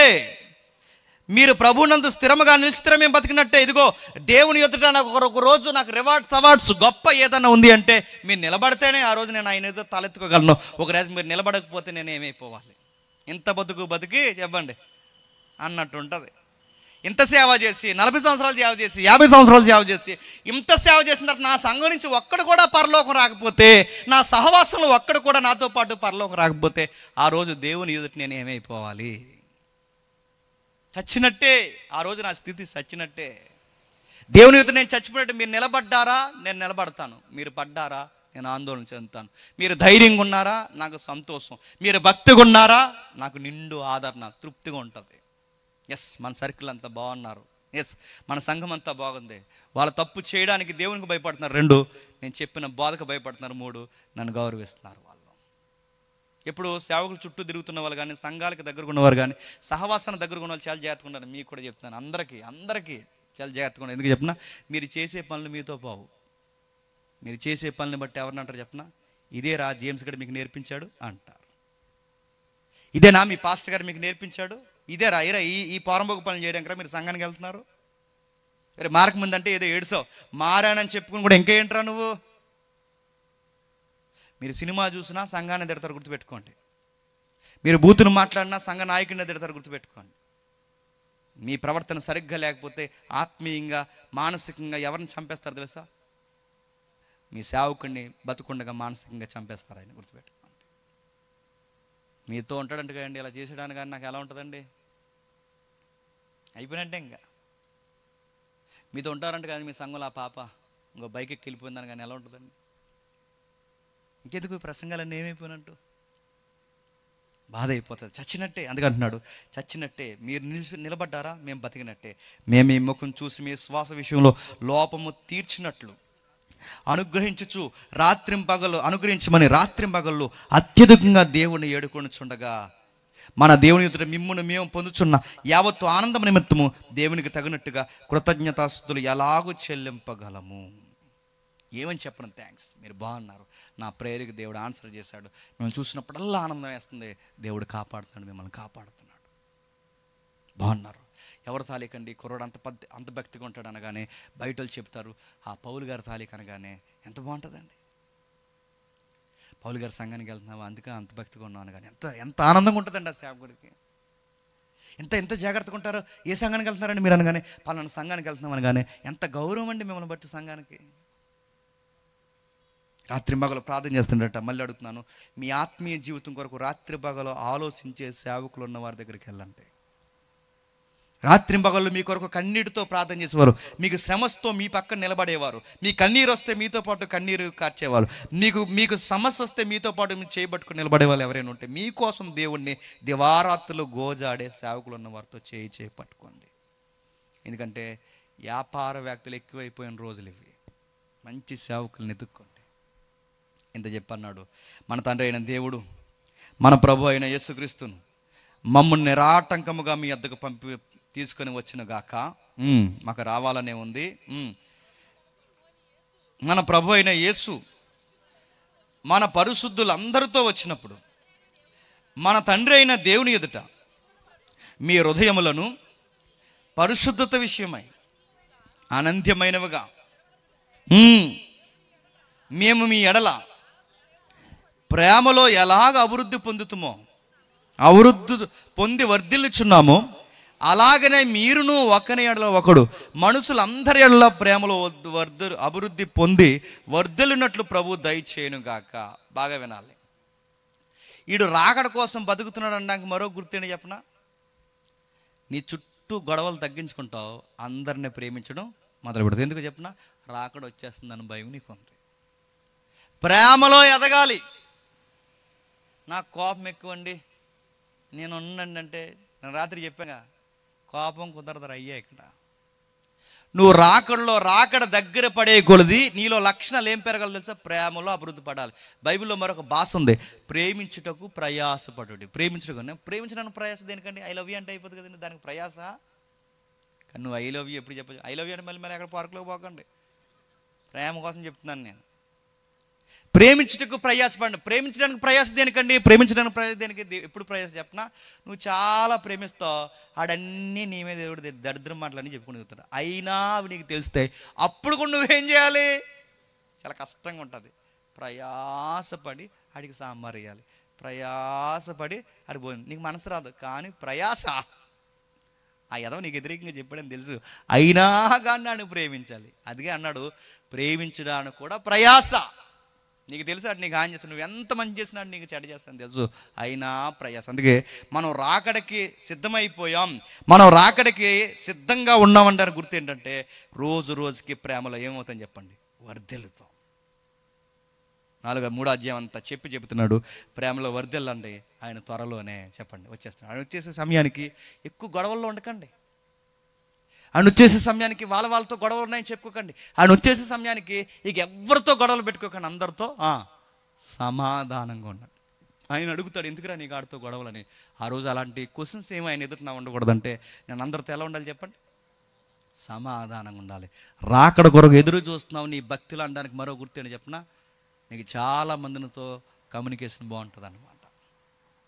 మంచిగా మెయింటైన్ చేస్తావు, వాళ్ళతో నీ డీలింగ్స్ బాగుంటాయి, సమాధానకరంగా ఉంటావు అని చెప్తున్నాడు. 4వ అధ్యాయం ముగించేద్దాం.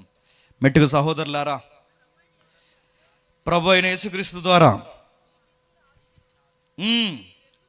ఆ వచనాలు అలానే ఉంచండి. 9వ వచనం నుంచి 9వ వచనం, దాన్ని మళ్ళీ వద్దాం. 9వ వచనం, సహోదర ప్రేమ గురించి మీకు రాయనక్కర్లేదు, మీరు ఒకడి ఎడల ఒకడు ప్రేమించడం వలన దేవుని చేతనే నేర్పబడుతుంది. అలాగుననే మాసిదోనియ అంతటా ఉన్న సహోదరులందరికీ మీరు ప్రేమించుచున్నారు, మీరు ఎదిగారు. సహోదరులారా, మీరు ప్రేమయందు మరి ఎక్కువగా అభివృద్ధి చూడవలనని, సంఘమునకు ఎలుపటి వారి ఎళ్ళ మర్యాదగా నడుచుకునే వలనని, మీకు ఏమి కొదువు లేనట్లుగా మేము మీకు ఆజ్ఞాపించిన ప్రకారము మీరు పరుల జోలికి పోగా మీ సొంత కార్యములు జరుపుకోవటందు మీ చేతులతో పనిచేయటందు ఆశ కలిగి ఉండవలనని మిమ్మును హెచ్చరించుచున్నాను. ఏం చెప్తుందండి? ఎలుపటి వారు ఏం చెప్పాలంటే మన గురించి సాక్ష్యం చెప్పాలట. ఎలుపుటి వారు అంటే దేవుడు అంటే నమ్మకం లేని వాళ్ళందరూ చర్చికి వెళ్ళి మిమ్మల్ని చూసి ఏం చెప్పాలట? సాక్ష్యం చెప్పాలి. ఎప్పుడు చెప్తారట సాక్ష్యం? ఎప్పుడు చెప్తారు? వాళ్ళు ఉన్నట్టు నువ్వు లేపునప్పుడు చెబుతారు వాళ్ళు. ఆడు గొడవ అయితే ఈదిలోకి వచ్చి లింగి పైకి కట్టేసి, నువ్వు గొడవ అయితే ఈదిలోకి వచ్చి లింగి పైకి కట్టేస్తే ఇంక నువ్వెందుకు చర్చకొచ్చి? నా మాటలు అర్థమవుతున్నాయా? ఎలుపుటి వారు సాక్ష్యం ఎప్పుడు చెప్తారు? నీ ప్రవర్తన బట్టి చెప్పాలి. ఏంటండి వీళ్ళంత డిఫరెంట్గా ఉంటారు, దేని మీద అంత సీరియస్గా ఉండరు, వీళ్ళు దేని కొరకో కనిపెడుతున్నారండి, దేని కొరకో ఎదురు చూస్తున్నారండి, ఏంటంటే ఇలా ప్రతిదీ అంత సీరియస్గా తీసుకోరు, చాలా ఇలాంటి గొడవల విషయాలు కూడా పెద్ద పట్టించుకోరు, ఇలా దేని కొరకు ఎదురు చూస్తున్నారంటే నీ ప్రవర్తన బట్టి వాళ్ళు అంచనా వేయాలంటే వీళ్ళు దేని కొరకు ఎదురు చూస్తున్నారంటే వాళ్ళ ప్రభు వస్తాడని ఎదురు చూస్తున్నారండి. ఎలుపుటి వారు సాక్ష్యం చెప్పాలట. వాళ్ళు ఎలుపుటి వారు సాక్ష్యం చెప్పాలి. కానీ మీరు ఏం చేస్తున్నారు? పరులు జోలికి పోయే వాళ్ళు కొంతమంది ఉన్నారట. పరులు జోలికి పోయే వాళ్ళు ఏ పనులు ఉన్నాయట? ఏ పనులు ఉన్నాయో చెప్తున్నాడు చూడండి. ఇంకా పైగా 3వ వచనం నుంచి, మీరు పరిశుద్ధులగుటకి అనగా మీరు జారత్వానికి దూరంగా ఉండుటయే దేవుని చిత్తము. దేవుని చిత్తంలో ఒక చిత్తం ఏంటో తెలుసా? మీ శరీరాల్ని పవిత్రంగా కాపాడుకోండి. కింద చెప్తున్నాడు చూడండి, మీలో ప్రతివాడు దేవుని ఎరగని అన్యజనుల వలె కామాభిలాష యందు కాక వాళ్ళు దరిద్ర పనులు చేస్తున్నారు, దేవుడిని నమ్ముకున్నానని చెప్పి నువ్వు కూడా ఇంకేముంది నీకు రాకడ చూపించడానికి? వాళ్ళు మ్యాట్నీలకు పోతారు, నువ్వు మ్యాట్నీలకు పోతున్నావు. వాళ్ళు కామవికారమైన పనులు చేస్తారు, నువ్వు వాళ్ళు ఏమనుకుంటారు? వీళ్ళు మనలాగా ఉన్నారా, చర్చికి వెళ్ళినా ఇంకేట్రా దేవుడు అంటే అనుకోరు. అందుకే అన్ని జనులు చేసినట్టు మీరు చేస్తే ఎలా కుదురుద్ది? దేవుని ఎరగిన అన్ని జనుల వల్లే కామబలసి యందు కాక పరిశుద్ధత యందు ఘటముల యందు తమ ఘటములను ఎట్లు కాపాడుకునే వలన, ఘనత యందు తమ ఘటములను ఎట్లు కాపాడుకునే వలన ఎరుగుటయే దేవుని చిత్తము. ఈ విషయమే ఎవడును అతిక్రమించి తన సహోదరుని మోసం చేయకుండా వలనని, ఎందుకనగా మేము పూర్వం మీతో చెప్పిన సాక్ష్యం ప్రకారము ప్రభు వీటన్నిటి విషయమై ప్రతిదండన చేస్తాడు. ఏం చేయకూడదట? ఏం చేయకూడదట చెప్పండి. పొరుగు వాడిని ఏమైనా మోసం చేస్తున్నావా? జాగ్రత్త. డబ్బు విషయంలో, స్నేహం విషయంలో, వాడిని ఏ విషయంలో మోసం చేస్తున్నావు? మరో మాట్లాడుతున్నాడు, పొరుగు వాడిని మోసం చేయకుండా. ఆ టెక్స్ట్ ఎందుకు అతిక్రమించాడు? అతిక్రమించి తన సహోదరుని మోసం చేయకుండా అంటే నువ్వు కామ వికారమైన పనుల్లో వాడు సంసారంలో ఏలెడుతున్నావా? అంటే తన భార్యతో ఏమైనా తప్పుగా ప్రవర్తిస్తున్నావా? అడుగుతున్నాడు చూడండి. మరి సంఘానికి ఉండి దేవుళ్ళు ఉండి ఇవేం పనులురా? ఈరోజు అడుగుతున్నాడు చూడండి. ఆయన నిలదీస్తున్నాడు. ఆయన జాగ్రత్త కలిగి ఉండండి. దేవుళ్ళలోకి వచ్చారు, దేవుడికి నచ్చినట్టు ఉండండి. బయట ఉన్నారా? బయట నచ్చినట్టు ఉండండి. పూర్తిగా బయటకు పోండి, ఉంటే పూర్తిగా దేవుళ్ళు, అంతేగాని అక్కడ ఒకలాగా ఇక్కడ ఒకలాగా ఉండొద్దు. దేవుడు చెబుతున్నాడు, కిందికి అంటున్నాడు, మీరు ఎందుకు పరులు జోలికిపోతున్నారు? మీరు ఎందుకు పొరుగుల సంసారంలో అడుగులు పెడుతున్నారు? ఎందుకు పెడుతున్నారు తెలుసా? దీనికి లింక్ ఉంది. ఎందుకు పెడుతున్నారంటే ఆ 12వ వచనంలో చివరి వచనం చూడండి, మీ చేతులతో మీరు పని చెయ్యాలి. అంటే పని పాట లేని వాళ్ళు చేసే పనులు అని చెప్పిన పొరుగోడు సంసారంలో ఏలేడతారు. నా మాటలు అర్థమైన లేదు. పని పాట లేనోడే పనికి పని గొడవలకు వెళ్తాడు. పని పాట లేనోడే పొరుగోడు సంసారంలో ఏలేడతాడు. పని పాట లేనోడే సహోదరుని మోసగిస్తాడు. అంటే మీరు ఏదో ఒక పని చేయండి రా, బిజీగా ఉంటారు. ఏదో ఒక పని చేయండి, పగలంతా పని చేయండి, రాత్రంతా దేవుడితో ప్రార్థన చేయండి, పగలంతా పని చేయండి, సువార్త చేయండి. బిజీగా ఉన్నప్పుడు సాతాను థాట్స్ వస్తాయి మనకి. ఎప్పుడు సాతాను ఆలోచనలన్నీ ఎప్పుడు వస్తాయి చెప్పండి? ఖాళీగా ఉంటా వస్తాయి. సాతాను ఆలోచనలు ఎప్పుడు వస్తాయి చెప్పండి? ఖాళీగా పని పాట లేకుండా తినేసి ట్యాంక్ పెంచి తిరుగుతూ వస్తాయి. పని పాట లేకుండా రావు. నువ్వు ఖాళీగా ఉన్నావు. మీరు బాగా వినండి. దావీదు యుద్ధం చేసినంత కాలం బాగున్నాడు, యుద్ధం మానేసి ఇంటికాడ ఉన్నాడు. ఏం చేశాడు చెప్పండి? అది గుర్తుపెట్టుకోండి.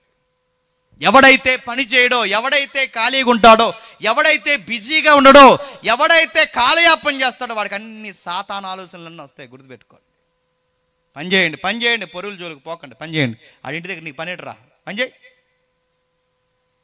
24 hours ఆడింటికి ఎందుకు వెళ్తున్నావురా? పని చేయి. ఉద్యోగం సజ్జంగా లేదా?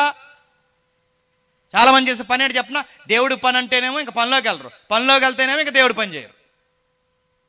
అబ్బాయి అదే సిస్టమ్ నాకు అర్థమవుతుంది.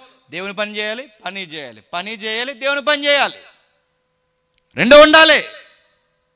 నీ అవసరాల నిమిత్తం నీ వర్క్ నువ్వు తీర్చుకోవాలి, ఇవన్నీ జరిగించాలి. అందుకంటున్నాడు పరులు జోలికి పోకో, నీ సహోదరుని మోసపరుచుకో. నేరం అది. ఏమనుకుంటున్నావా? ముడుగురు సంసారం జోలికి వెళితే దేవుడు చూస్తూ ఊరుకుంటాడు అనుకుంటున్నావా? ప్రభు వీటన్నిటి విషయమై ప్రతిదండన చేయవాడు. చూస్తాడు, ఒకేసారి గొంతు పట్టుకుంటాడు, ఏమైపోతావు ఆ రోజు? సహోదరులుగా ఉన్నారు, సహోదరులుగా ఉండండి అంతే. నీ సంసారాన్ని వాడు గౌరవించాలి, వాడి సంసారాన్ని నువ్వు గౌరవించాలి, నీ పని వాడు గౌరవించాలి, వాడి పని నువ్వు గౌరవించాలి. ఒక్కడ కష్టంలో ఒకటి చేతులు పట్టకుండా ఎవడ కష్టాన్ని ఎవడ రూపాయిని వాడే తినాలి. జాగ్రత్త. ఈ జాగ్రత్త మీకు ఎప్పుడు వస్తుందంటే రాకడుందని నమ్మితే వస్తుంది. ఎప్పుడు వస్తుంది చెప్పండి?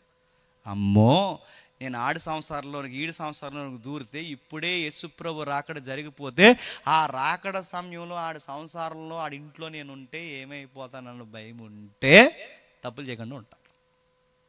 కాదు చెప్పండి?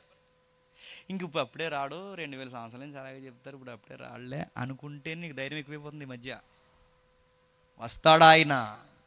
చెప్పి రాడు, గుర్తుపెట్టుకోండి. వస్తాడా ఆయన? ఎప్పుడు వస్తాడో తెలియదు. ఆయన ఒకేసారి వస్తాడు భక్తిహీనుల మీదకి. గర్భిణీకి బాగా వినాలి, ప్రసవ వేదన అంటే నొప్పులు చెప్పు రావు. నెలలు నిండిపోయిన ఆవిడకి చెప్పు రావు, ఇదిగో సాయంత్రం 6 గంటలకు నీకు నొప్పులు నేను వస్తున్నానని చెప్పదు. అది ప్రిపేర్డ్గా ఉండు అని చెప్పదు. అది నొప్పులు గర్భిణీ స్త్రీకి చెప్పకుండా నొప్పులు ఎలా వస్తాయో భక్తిహీనుల మీద కూడా రాకడా చెప్పండి హఠాత్తుగా ప్రసవ వేదన, ఒక్కసారి నొప్పులు స్టార్ట్ అయిపోతాయంట. రాకడ కూడా అలాగే స్టార్ట్ అయిపోతుంది. రాకడ కూడా అలా జరిగిపోతుంది. ఆ రోజు దొంగ సేవ చేస్తున్న దొంగ సేవకులు దొరికేస్తారు, దొంగ బతికిన దొంగ భక్తులు దొరికేస్తారు. ప్రతి ఒక్కరు బతికితే ఆ రోజు దొరుకుతారు. ఆ బతికి దొరికిన వాళ్ళందరి సంగతి దేవుడు ప్రతిదండన చేస్తాడు. దశలోనిక సంఘం ఎంత జాగ్రత్త ఎందుకు ఉంటుందంటే, అమ్మో రాకడ ఉంది. శరీరాన్ని పవిత్రంగా కాపాడుకోవాలి, దేవుడు నాకు ఇచ్చిన శరీరాన్ని పవిత్రంగా కాపాడుకోవాలి, నేను రాకడని జాగ్రత్త కలిగి ఉన్నారట. అయితే మరో విషయం చెప్తున్నాడు 13వ వచనంలో, టక్కటక్క చదివేద్దాం. సహోదరులారా, నిరీక్షణ లేని ఇతరుల వలె నిద్రించిన వారిని గురించి మీకు తెలియకుండా నాకు ఇష్టం లేదు. అదే ప్రకారము దేవుడు ఆయనను, నేను చదువుతాను చూడండి, క్రీస్తునందు యేసునందు నిద్రించిన వారిని దేవుడు ఆయనతో కూడా ఎంటబెట్టుకుని వచ్చును. మేము ప్రభువు మాటను బట్టి మీతో చెప్పినది ఏమనగా, ప్రభువు రాకడ వరకు సజీలువై నిలిచి మనము నిద్రించిన వారి కంటే ముందుగా ఆయన సన్నిధి చేరము. ఆర్భాటంతోనూ ప్రధాన శబ్దంతోనూ దేవుని బోరతోనూ పరలోకం నుండి ప్రభువు దిగవచ్చును. క్రీస్తునందుండి వారు మృతులైన వారు మొదట లేతురు. ఆ మీద సజీవులై నిలిచి మనము ఆయనతో కూడా ఏకంగా ప్రభుని ఎదుర్కొంటే ఆకాశ మండలం మేఘాల మీద కొనుక్కోబడము కాగా మనము సదాకాలం ప్రభుతో కూడా ఉన్నాము. కాబట్టి మీరు ఈ మాట చేత ఒక్కడిని ఒకడు ఆదరించుకోండి. చాలా మంది ఏమంటున్నారంటే, ఇక రాకడ లేదు రాకడ ఉంది అంటున్నాడు. అన్ని జనులకి రాకడ లేదనుకుంటారు కనుక వాళ్ళ ప్రియులు చనిపోయినప్పుడు వాళ్ళు ఏమవుతారు, ఇంకా లేనప్పుడు మేమెందుకు బతకడం అని వీళ్ళు కూడా సూసైడ్ చేసుకుని చచ్చిపోతారు. మీరు అలా ఉండకండి. భర్త చనిపోవడానికో బయట వాళ్ళు ఏం చేస్తారంటే, ఇంక భర్త లేని బతుకు నాకెందుకని వాళ్ళు చనిపోతారు. భార్య లేదనుకో, ఇంక భార్య లేని బ్రతుకు నాకెందుకని బెంగ పెట్టుకుని చచ్చిపోతారు. వాళ్ళకలా ఉండకండి. వాళ్ళు ఎందుకు అలా ఉంటారంటే, వాళ్ళకి ఒక నిరీక్షణ లేదు, ఒక ఆధారం లేదు. వాళ్ళకి ఒక నిరీక్షణ లేదు, ఒక ఆధారం లేదు. కానీ మనకి నిరీక్షణ ఉంది, చెప్పండి, ఆధారం ఉంది. ఏ నిరీక్షణ ఉంది? నేను నమ్మిన దేవుడు ఒకరోజు మేఘాల మీద రాబోతున్నాను. నా నిరీక్షణ. ఆ మేఘాల మీద వచ్చిన దేవుడు ఆ నిరీక్షణలో నాకు ఏం చెప్తున్నాడు? నా భర్త చనిపోతే వచ్చేటప్పుడు ఒక్కడే రాడు, నా భర్తను కూడా బతికించిన కూడా ఎంటబెట్టుకుని వస్తాడు. ఇది నా నిరీక్షణ. నా భార్య చనిపోతే నా ప్రభువు ఒక్కడే రాడు, వచ్చేటప్పుడు నాకన్నా ముందు చనిపోయిన నా భార్యను కూడా ఎంటబెట్టుకుని వస్తాడు. ప్రభు ఇవన్నీ ఎందుకు రాస్తున్నారు చూడండి. దశలోనిక సంఘం ఎంత మెచ్యూరిటీగా ఉందో. అరే మీరు శ్రమల్లో ఎందుకు ఇంత ధైర్యంగా ఉన్నారంటే, ఏముంది సార్, చచ్చిపోయామంటే పూర్తి చేస్తారు. పూర్తి చేసిన తర్వాత యేసు ప్రభు వచ్చినప్పుడు మళ్ళీ మమ్మల్ని తిరిగి లేపేస్తాడు. అందుకే బయటోళ్ళకి మనకి తేడా ఉండాలి ఈ మాటల చేత 18వ వచనంలో. కాబట్టి ఈ మాటల చేత ఒక్కడినొకడు ఆదరించుకోండి. ఏ మాట చేత? ఆయన త్వరలోనే వస్తున్నాడు. వచ్చేవాడి ఖాళీగా రాడు. ముందుగా క్రీస్తునందు చనిపోయిన వారిని ముందు లేపేస్తాడు. ఒకవేళ అప్పటికి మనం చనిపోకుండా ఉంటే ఇప్పుడు మనం ఉన్నాం అనుకోండి, మనకన్నా ముందు చనిపోయిన వారిని ముందు తిరిగి లేపుతాడు. ఒకవేళ ఇప్పుడు వచ్చేయడానికి కూడా మనం ఇంకా చనిపోలేదుగా, ఇప్పుడు మనల్ని ఏం చేస్తాడు? రెప్పపాటున మన ఆకారాలు మార్చేస్తాడు. ఇప్పుడు వాళ్ళు మారిపోతారు చనిపోయిన వాళ్ళు, మనం రెప్పపాటున మారిపోతాం. వాళ్ళు మనము కలిసి మేఘాల మీద వెళ్ళిపోతాం. ఈ మాట చెప్పుకుని ఆదరణతో బతికేయండి అన్నాడు. ఇప్పుడు చెప్పండి, ప్రతి అధ్యాయానికి ఏం చెప్తున్నాడు తెలుసా? రాకడుంది. సంఘాలంత బలంగా ఎలా బతకగలిగాయి అంటే, రాకడుందన్న అమ్మాయి పేరుకి చెబుతున్నాం మరణాత అని. మరణాత్ అంటే ఇలా అనుకుంటున్నారు, వందనాలు అనుకుంటున్నారు చాలామంది. మరణాత్ అంటే వందనాల్లో ఒక వందనాలు చేశారు. మరణాత్ అంటే చెప్పిన, యేసు ప్రభువా త్వరగా రమ్ము అన్నింటిని వచ్చేసినట్టు ఏం చేస్తావు? మరణాత అనగా టక్కమని వచ్చినాక ఏం చేస్తావు? అప్పుడు వచ్చేటి ప్రభు అలాగా అని అడుగుతావా? రెడీగా ఉన్నావా? మాట్లాడితే మరణాత అంటున్నావు. నిన్ను అడుగుతున్నాను నేను, మాట్లాడితే మరణాత అంటున్నావు, రెడీగా ఉన్నావా? నీ అబద్ధాలు మానలేదు, నీ పోగిరి చర్యలు మానలేదు, నీ దరిద్రపు అలవాట్లు మానలేదు, నీ సినిమా వ్యవహారం పోలేదు, మరణాత అంటున్నావు. ఇప్పుడు వచ్చేస్తే నీకు ఆ రోజు సెలబ్రేషన్ డే అనుకుంటున్నావా? దీపావళి అయిపోద్ది ఏమనుకుంటున్నావు? వచ్చేసాడంటే ఆ రోజు ఏమైపోతావు? మరణాత పదం మంచిదే. మరణాత చెప్పే వాళ్ళకి క్వాలిఫికేషన్ ఉండాలి. క్వాలిఫికేషన్ ఏంటో చెప్పిన, నువ్వు రాకడికి రెడీగా ఉన్నావా? రెడీగా ఉంటాను. కిందకి అంటున్నాడు, ముగించేద్దాం. ఒట్టి చెప్తున్నాడు, ముగించేద్దాం. 5వ అధ్యాయం. సహోదరులారా, కాలమును గూర్చియు సమయమును గూర్చియు మీకు రాయడక్కర్లేదు. రాత్రి వేళ దొంగ ఎలాగో వచ్చునో ప్రభు దినము వచ్చునని మీకు బాగుగా తెలియను. లోకులు నెమ్మదిగా ఉన్నదని. రాకడ ఎప్పుడు వస్తుందట? ఎప్పుడు వస్తుంది చెప్పనా? రాసి పెట్టుకోండి, దాసి పెట్టుకోండి, జ్ఞాపకం పెట్టుకోండి. రాకడ ఎప్పుడు వస్తుందంటే ప్రాబ్లమ్స్ ఉండవు, నెమ్మదిగా ఉంటుంది, అంత బాగుంటుంది, పీస్ఫుల్గా ఉంటాం. కరోనా కూడా ఇంక రాదని చెప్పేస్తుంది గవర్నమెంట్. అంత పరిస్థితులు బాగుంటాయి, ఇంకా పీస్ఫుల్గా ఉంటాయి, అకౌంట్లో డబ్బులు ఉంటాయి, పిల్లలు బాగుంటారు, ఇంకా కొన్ని ప్లానింగ్స్ ఉంటాయి. అమ్మయ్య అని మొత్తం షెడ్యూల్ సెట్ చేసుకుంటాం చూసారా? అప్పుడు జరిగిపోద్దట. ప్రశాంతంగా, యుద్ధాలు లేక, ఐక్యరాజ్య సమితి కూడా నెమ్మదిగా ఉన్నప్పుడు, బాగా వినండి, నెమ్మదిగా ఉన్నప్పుడు ప్రపంచం ఎంత ఆహ్లాదకరంగా ఉందో అనుకుంటా చూసారా? అప్పుడు వచ్చేస్తాడట. భయం ఏమి, ఇంకే భయాలు ఉండవన్నమాట. ఇంకా కరోనా భయం లేదు, ఆ భయం లేదు, ఈ భయం లేదు. ఇక అన్ని రూల్స్ బాగుంటాయి పక్క. ఎంత సిస్టమేటిక్గా ఉందో. చాలామంది మధ్యకాలంలో ఒక ఏకారం మాట అంటున్నారు. ఆ మాట ఏంటి చెప్పిన, ఈ జనరేషన్లో మనం పుట్టినందుకు ఎంత ధన్యులం. ఎందుకంటే ఎంత అడ్వాన్స్ టెక్నాలజీలో మనం పుట్టాం, ఎంత ధన్యులమో, ఎంత ధన్యులు. ఎందుకంటే సుఖం వస్తుంది కదండి, అంత ఎలక్ట్రికల్ మీద నడుస్తుంది ఇప్పుడు వ్యవహారం అంతా. సుఖం ఎంత ఎలక్ట్రికల్ అడ్వాన్స్ వచ్చిందంటే రేపు నుంచి కారుకి డ్రైవర్లు కూడా అవసరం లేదండి. కారు తీసుకుపోద్దండి మనల్ని. నొక్కేసి, మ్యాప్ నొక్కేసి దానికి జీపీఎస్ సెట్ చేస్తే ఇంక పడుకోవడమే. మనం ఆపేసిన తర్వాత నరసాపురం మీటింగ్ వస్తుందని చెప్తుంది మనకి, లేకడమే. నిజంగా వస్తున్నాయి కార్లు. ఏం తోంగ అసలు మనుషుల పని లేదు. ఇంకా అన్నం కూడా భార్యలో ఉండాల్సిన లేదు, రోబో ఉండద్ది. నిజంగా వస్తున్నాయి. మీరు ఏదో అనుకుంటున్నారు, నిజంగా. ఒకప్పుడు డబ్బులు ఇలా ఇచ్చేవాళ్ళం, ఎంతండి అని డబ్బులు ఇచ్చేవాళ్ళం. ఇప్పటికే చాలా వరకు టెక్నాలజీ మారిపోయింది. మీరు గమనించారా? ఒకప్పుడు డబ్బులు నోట్ల రూపంలో ఉండేది. డబ్బులు ఏంటి చెప్పినా అంకెల రూపంలో ఉంది. ఇప్పుడు మీకు 50 ఇవ్వాలనుకోండి, ఏమి లేదు, జస్ట్ ఈజీ 50 అనేసి 50 4 సున్నాలు కొడితే 50 వేసినట్టే మీకు, అంతే. టెక్నాలజీ అంటారు దీన్ని. రానికి నోట్లు కూడా ఉండవు, నెంబర్ల మీద ఇంకా డబ్బు అంతా, ట్రాన్సాక్షన్ అంతా నెంబర్ మీద జరుగుతుంది. ఎంత సుఖం వచ్చేస్తుంది, ఎంత సుఖానికి మరుతుంది. అప్పుడు అమ్మయ్య ఎంత మంచి తరంలో పుట్టాం అనుకుంటాం చూసారా? అప్పుడు వచ్చేస్తాడు. అటు గుర్తుపెట్టుకోండి. ఇంటి ఇచ్చాడండి. మళ్ళీ గమనించండి, గర్భిణీ స్త్రీకి ప్రసవ వ్యాధి వచ్చినట్టు వస్తుందంట. ఎవరి మీదకి చెప్పాలి? సంఘం మీదకి కాదు, ఎవరి మీదకి చెప్పండి? దేవుణ్ణి నమ్మని వారి మీదకి. మరి సంఘం మీదకి రాదా? రాదు. మరి సంఘం మీదకి ఎందుకు రాదు? సంఘం అంచనేసేస్తుంది. రాకడ జరిగిపోయేలా ఉందని నిజమైన సంఘం అంచనేస్తుంది. తన వరుడు ఎప్పుడు వస్తున్నాడో ప్రియురాలకు తెలియదు. ఏ ప్రియురాలకు తెలియదు చెప్పినా? ముక్కులు ఎట్టుకుని తిరిగి ఆవిడికి తెలదు. ఇప్పుడు రేపు పెళ్ళని నీకు తెలీదు, నీకు అర్థమవుతుంది నీ ప్రియుడు వస్తున్నాడని. నీకు వస్తుందని తెలిసినప్పుడు నువ్వు తింగరకి ఇలా ముక్కులు వేలెట్టుకుని, నువ్వే కదా వధువే, ముక్కులు వేలెట్టుకుని ఇలా గొక్కుని ఇలా మసి రాసుకుని ఇలా తిరిగి నీ పెళ్ళికి నువ్వే పోయి భోజనాలు ఎక్కడ పెడుతున్నావు అంటే ఇంక నీకు అంత తింగర గొడ్డి ఇంకెవరు లేరు. ఇంకా నీదే పెళ్ళి, నీ పెళ్ళికి నువ్వే మసి రాసుకుని తిరుగుతున్నాడు, నిన్నేమనాలి? ఎవరు గుర్తుపట్టినా గుర్తుపట్టకపోయినా, లోకం గుర్తుపట్టకపోయినా ప్రభు వస్తున్నాడన్న గుర్తులు, సైన్స్ ఎవరు తెలిసిపోతాయి చెప్పండి? వధువు సంఘం అంచనేస్తుందట. వచ్చేసిలా ఉన్నాడు, చూస్తుంటే అర్థమైపోతుంది, వచ్చేసిలా ఉన్నాడు, అదిగో ఆయన అన్నట్టే జరుగుతుంది, వచ్చేసిలా ఉన్నాడు. ఆయన కొన్ని గుర్తులు ఇచ్చాడు. ఇదిగో వెళ్ళేటప్పుడు అన్నాడుగా, ఇదిగో ఇలా సిగిరిస్తే వచ్చేస్తాను, ఇలా జరిగితే వచ్చేస్తాను, ఇలా దూరంలో ఉన్నానని తెలుసుకోండి. ఈ గుర్తులు ఎప్పుడైతే జరుగుతుంది నేను వచ్చేస్తానని చెప్పాడుగా, ఆ గుర్తులన్నీ ఇచ్చేసాడంటే ఇంక రెడీ అయిపోమనే కదండి. దశలోని సంఘంకి ఆ రోజుల్లో తెలిసిపోయిందంట, రెడీగా ఉన్నారు. అందుకే దొంగ వచ్చినట్టు ఆ దినం లోకం మీదకి వస్తుందేమో కానీ సంఘం మీదకి రాదు. ఎందుకంటే సంఘం రెడీగా ఉంటుంది, నీకోసం ఎదురు చూస్తున్నాను రా అని. రెడీ అయిపోతుంది, వెళ్ళిపోతారు. కింది కట్టినాడు 10వ వచనంలో, మనం మేలుకొని ఉన్నను నిద్రపోచున్నను తనతో కూడా జీవించి నిమిత్తము ఆయన మన కొరకు మృతి పొందును. మనం పడుకున్న పడుకున్నా, నిద్ర లేచిన ప్రతిసారి మనం ఎంత మెలకుగా ఉండాలి చెప్పండి. ఆయన వచ్చేస్తే ఇప్పుడు నేను రెడీగా ఉన్నాను, మెలకుగా ఉండాలట. ఇప్పుడు ఇంటికి వెళ్ళిన వెంటనే నిద్రలో రాకడానికి కానీ మీకు ఎంత మెలకుగా ఉండాలండి. ఏంటి ప్రభా, మొన్నే హౌస్ కట్టుకున్నాం, ఓపెనింగ్ అది అనుకుంటున్నాం, ఇప్పుడు వచ్చేడు ప్రభా అనకూడదు. పిల్లకి పెళ్ళెట్టుకున్నాం, ఇప్పుడు వచ్చేడు ప్రభా అనకూడదు, గుర్తుపెట్టుకోండి. ఆడెవడికో మొన్న నేను మెసేజ్ చెప్తుండగా ఇవన్నీ చూస్తుంటే రాకడ జరిగిపోయేలా ఉంది ఇవన్నీ ఆయన అన్నా. నేనంటే ఇదేడని ఇప్పుడు అంటే మొన్నగా చేసుకున్నాను అంటున్నాడు.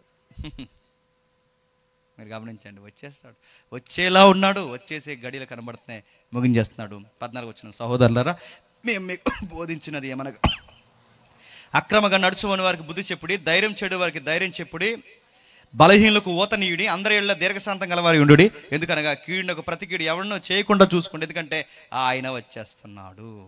చేయాల్సిన సహాయాలు ఏమైనా ఉంటాయి చేసేయండి. ధైర్యం చెప్పేవాళ్ళు ఏమంటే ధైర్యం చెప్పేయండి. బుద్ధి చెప్పేవాళ్ళు ఎవరు ఉంటే బుద్ధి చెప్పండి. ఊతనియ్యండి. ధైర్యం కలిగి ఉండండి, శాంతంగా ఉండండి.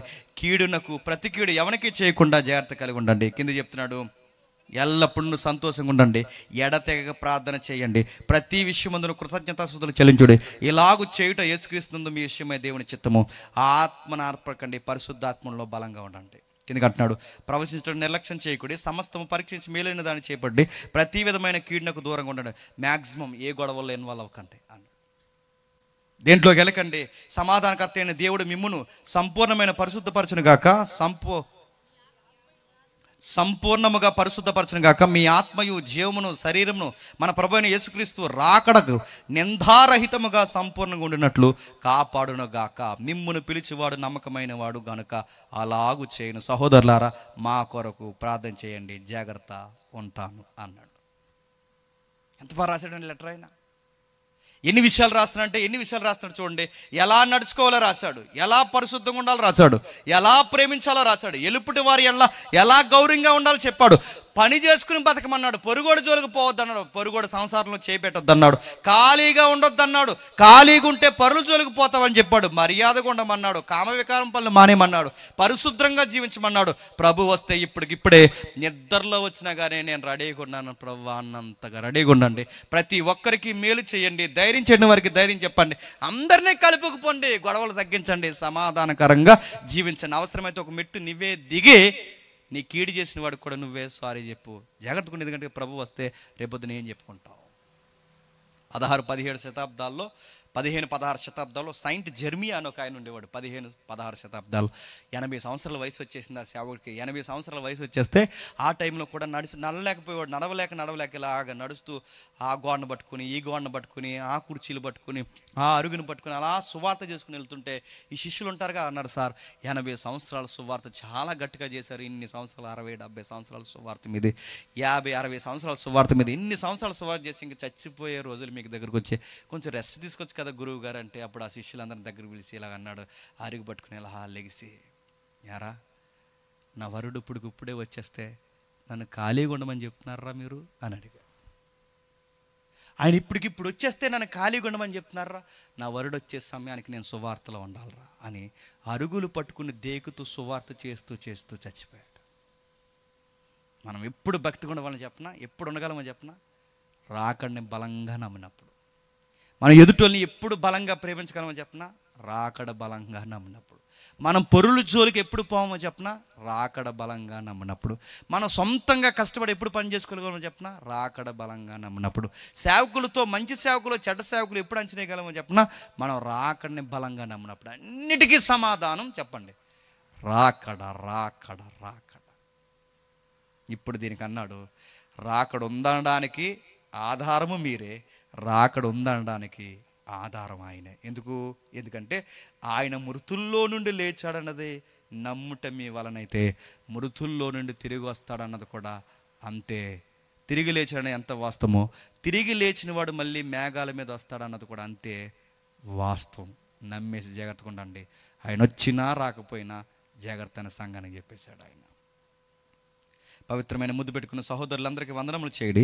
సహోదరులందరికీ ఈ పత్రిక చదివించి వినిపింపవాలని ప్రభు పేరిట ఆనపెట్టుచున్నాను. అందుకే ఈ పత్రిక మనం చెప్పండి చదువుకున్నాం. అందుకే ఈ పత్రిక చదువుకున్నాం.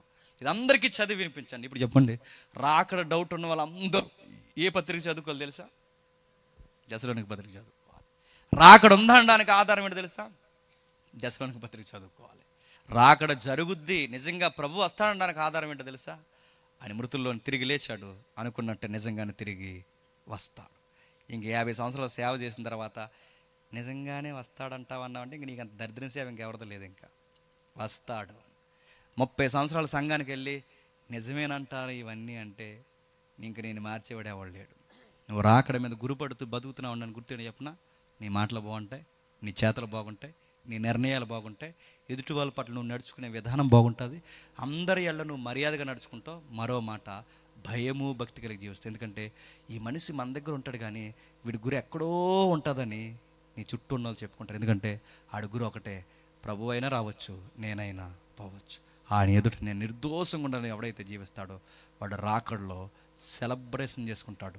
ఎవడైతే భయం లేకుండా జీవిస్తాడో ఆడికి ఆ రోజు దీపావళి. మళ్ళీ చెప్తున్నా, అయిపోతాడు ఆ రోజు. 3 రోజులు మీటింగ్కి వెళ్ళి ఇంకెందుకు రా మీటింగ్కి వెళ్ళి చెత్త కొడతాడు ఆ రోజు. గుర్తుపెట్టుకోండి, 3 రోజులు చెబితే మారిపోయిన ఆ సంఘం 3 రోజులకి అంత సంఘం కట్టబడితే 3 రోజుల మీటింగ్లో సంఘం ఏం కట్టదు కానీ మిమ్మల్ని మీరు కట్టుకోండి సార్. ఎంతకన్నా ధన్యత ఈ సంఘానికి, ఈ సభకి ఇంకేమీ లేదు. దేవుడు మిమ్మల్ని దీవించును గాక. ఆమె ప్రార్థన. ప్రేమగల తండ్రి, కృపగల దేవ, ఆలస్యమైన అవసరమైన మాటల మట్టుకు తండ్రి ఆలోచించగలిగే జ్ఞానం మాకు అనుగ్రహించినందుకు స్తుతులు. మీ చిత్తమైతే మరొకసారి వేరొక ప్రాంతంలో సంపూర్ణంగా ఈ పత్రిక కొరకు మేము మాట్లాడుకునే ధన్యత, అవకాశం మాకు అనుగ్రహించండి తండ్రి. ఈ దశలోనికి పత్రిక మేము చదువుతున్నప్పుడు తండ్రి రాకడ నిజముగా ఉందని తండ్రి గురు పెట్టుకుని సంఘం నిలబడింది కనుకే తండ్రి శ్రమలను కూడా ధైర్యంగా ఎదిరించింది. పవిత్రతలో వారి వారి ఘటనల్ని అలా కాపాడుకోవడానికి కారణం రాకడిని బలంగా నమ్మాను తండ్రి. అలాంటి రాకడ వర్తమానం మాకు వినిపించినందుకు మీకు స్తుతులు దేవా. ఈ మాటలు ఎవరైనా పెడచెవిని పెడితే వారి ఆత్మలకు వారి ఉత్తరవాతులు, తమ్ముడిని, తన పరిచర్యని, సహకారులను అందరినీ మీ చేతులకు అప్పగిస్తున్నాం. ఎవరైనా తండ్రి ఇప్పటివరకు తెలుసో తెలియకో తండ్రి రాకడ కొరకు నిర్లక్ష్యంగా ఆలోచిస్తే వాళ్ళని క్షమించండి, బలంగా వారిని కట్టండి.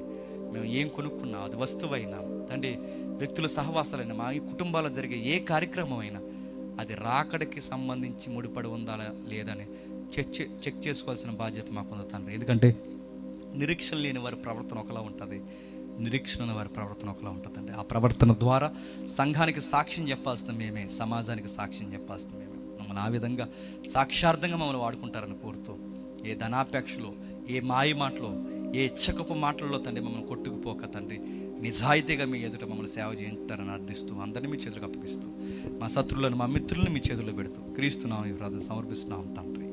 ఆమేన్.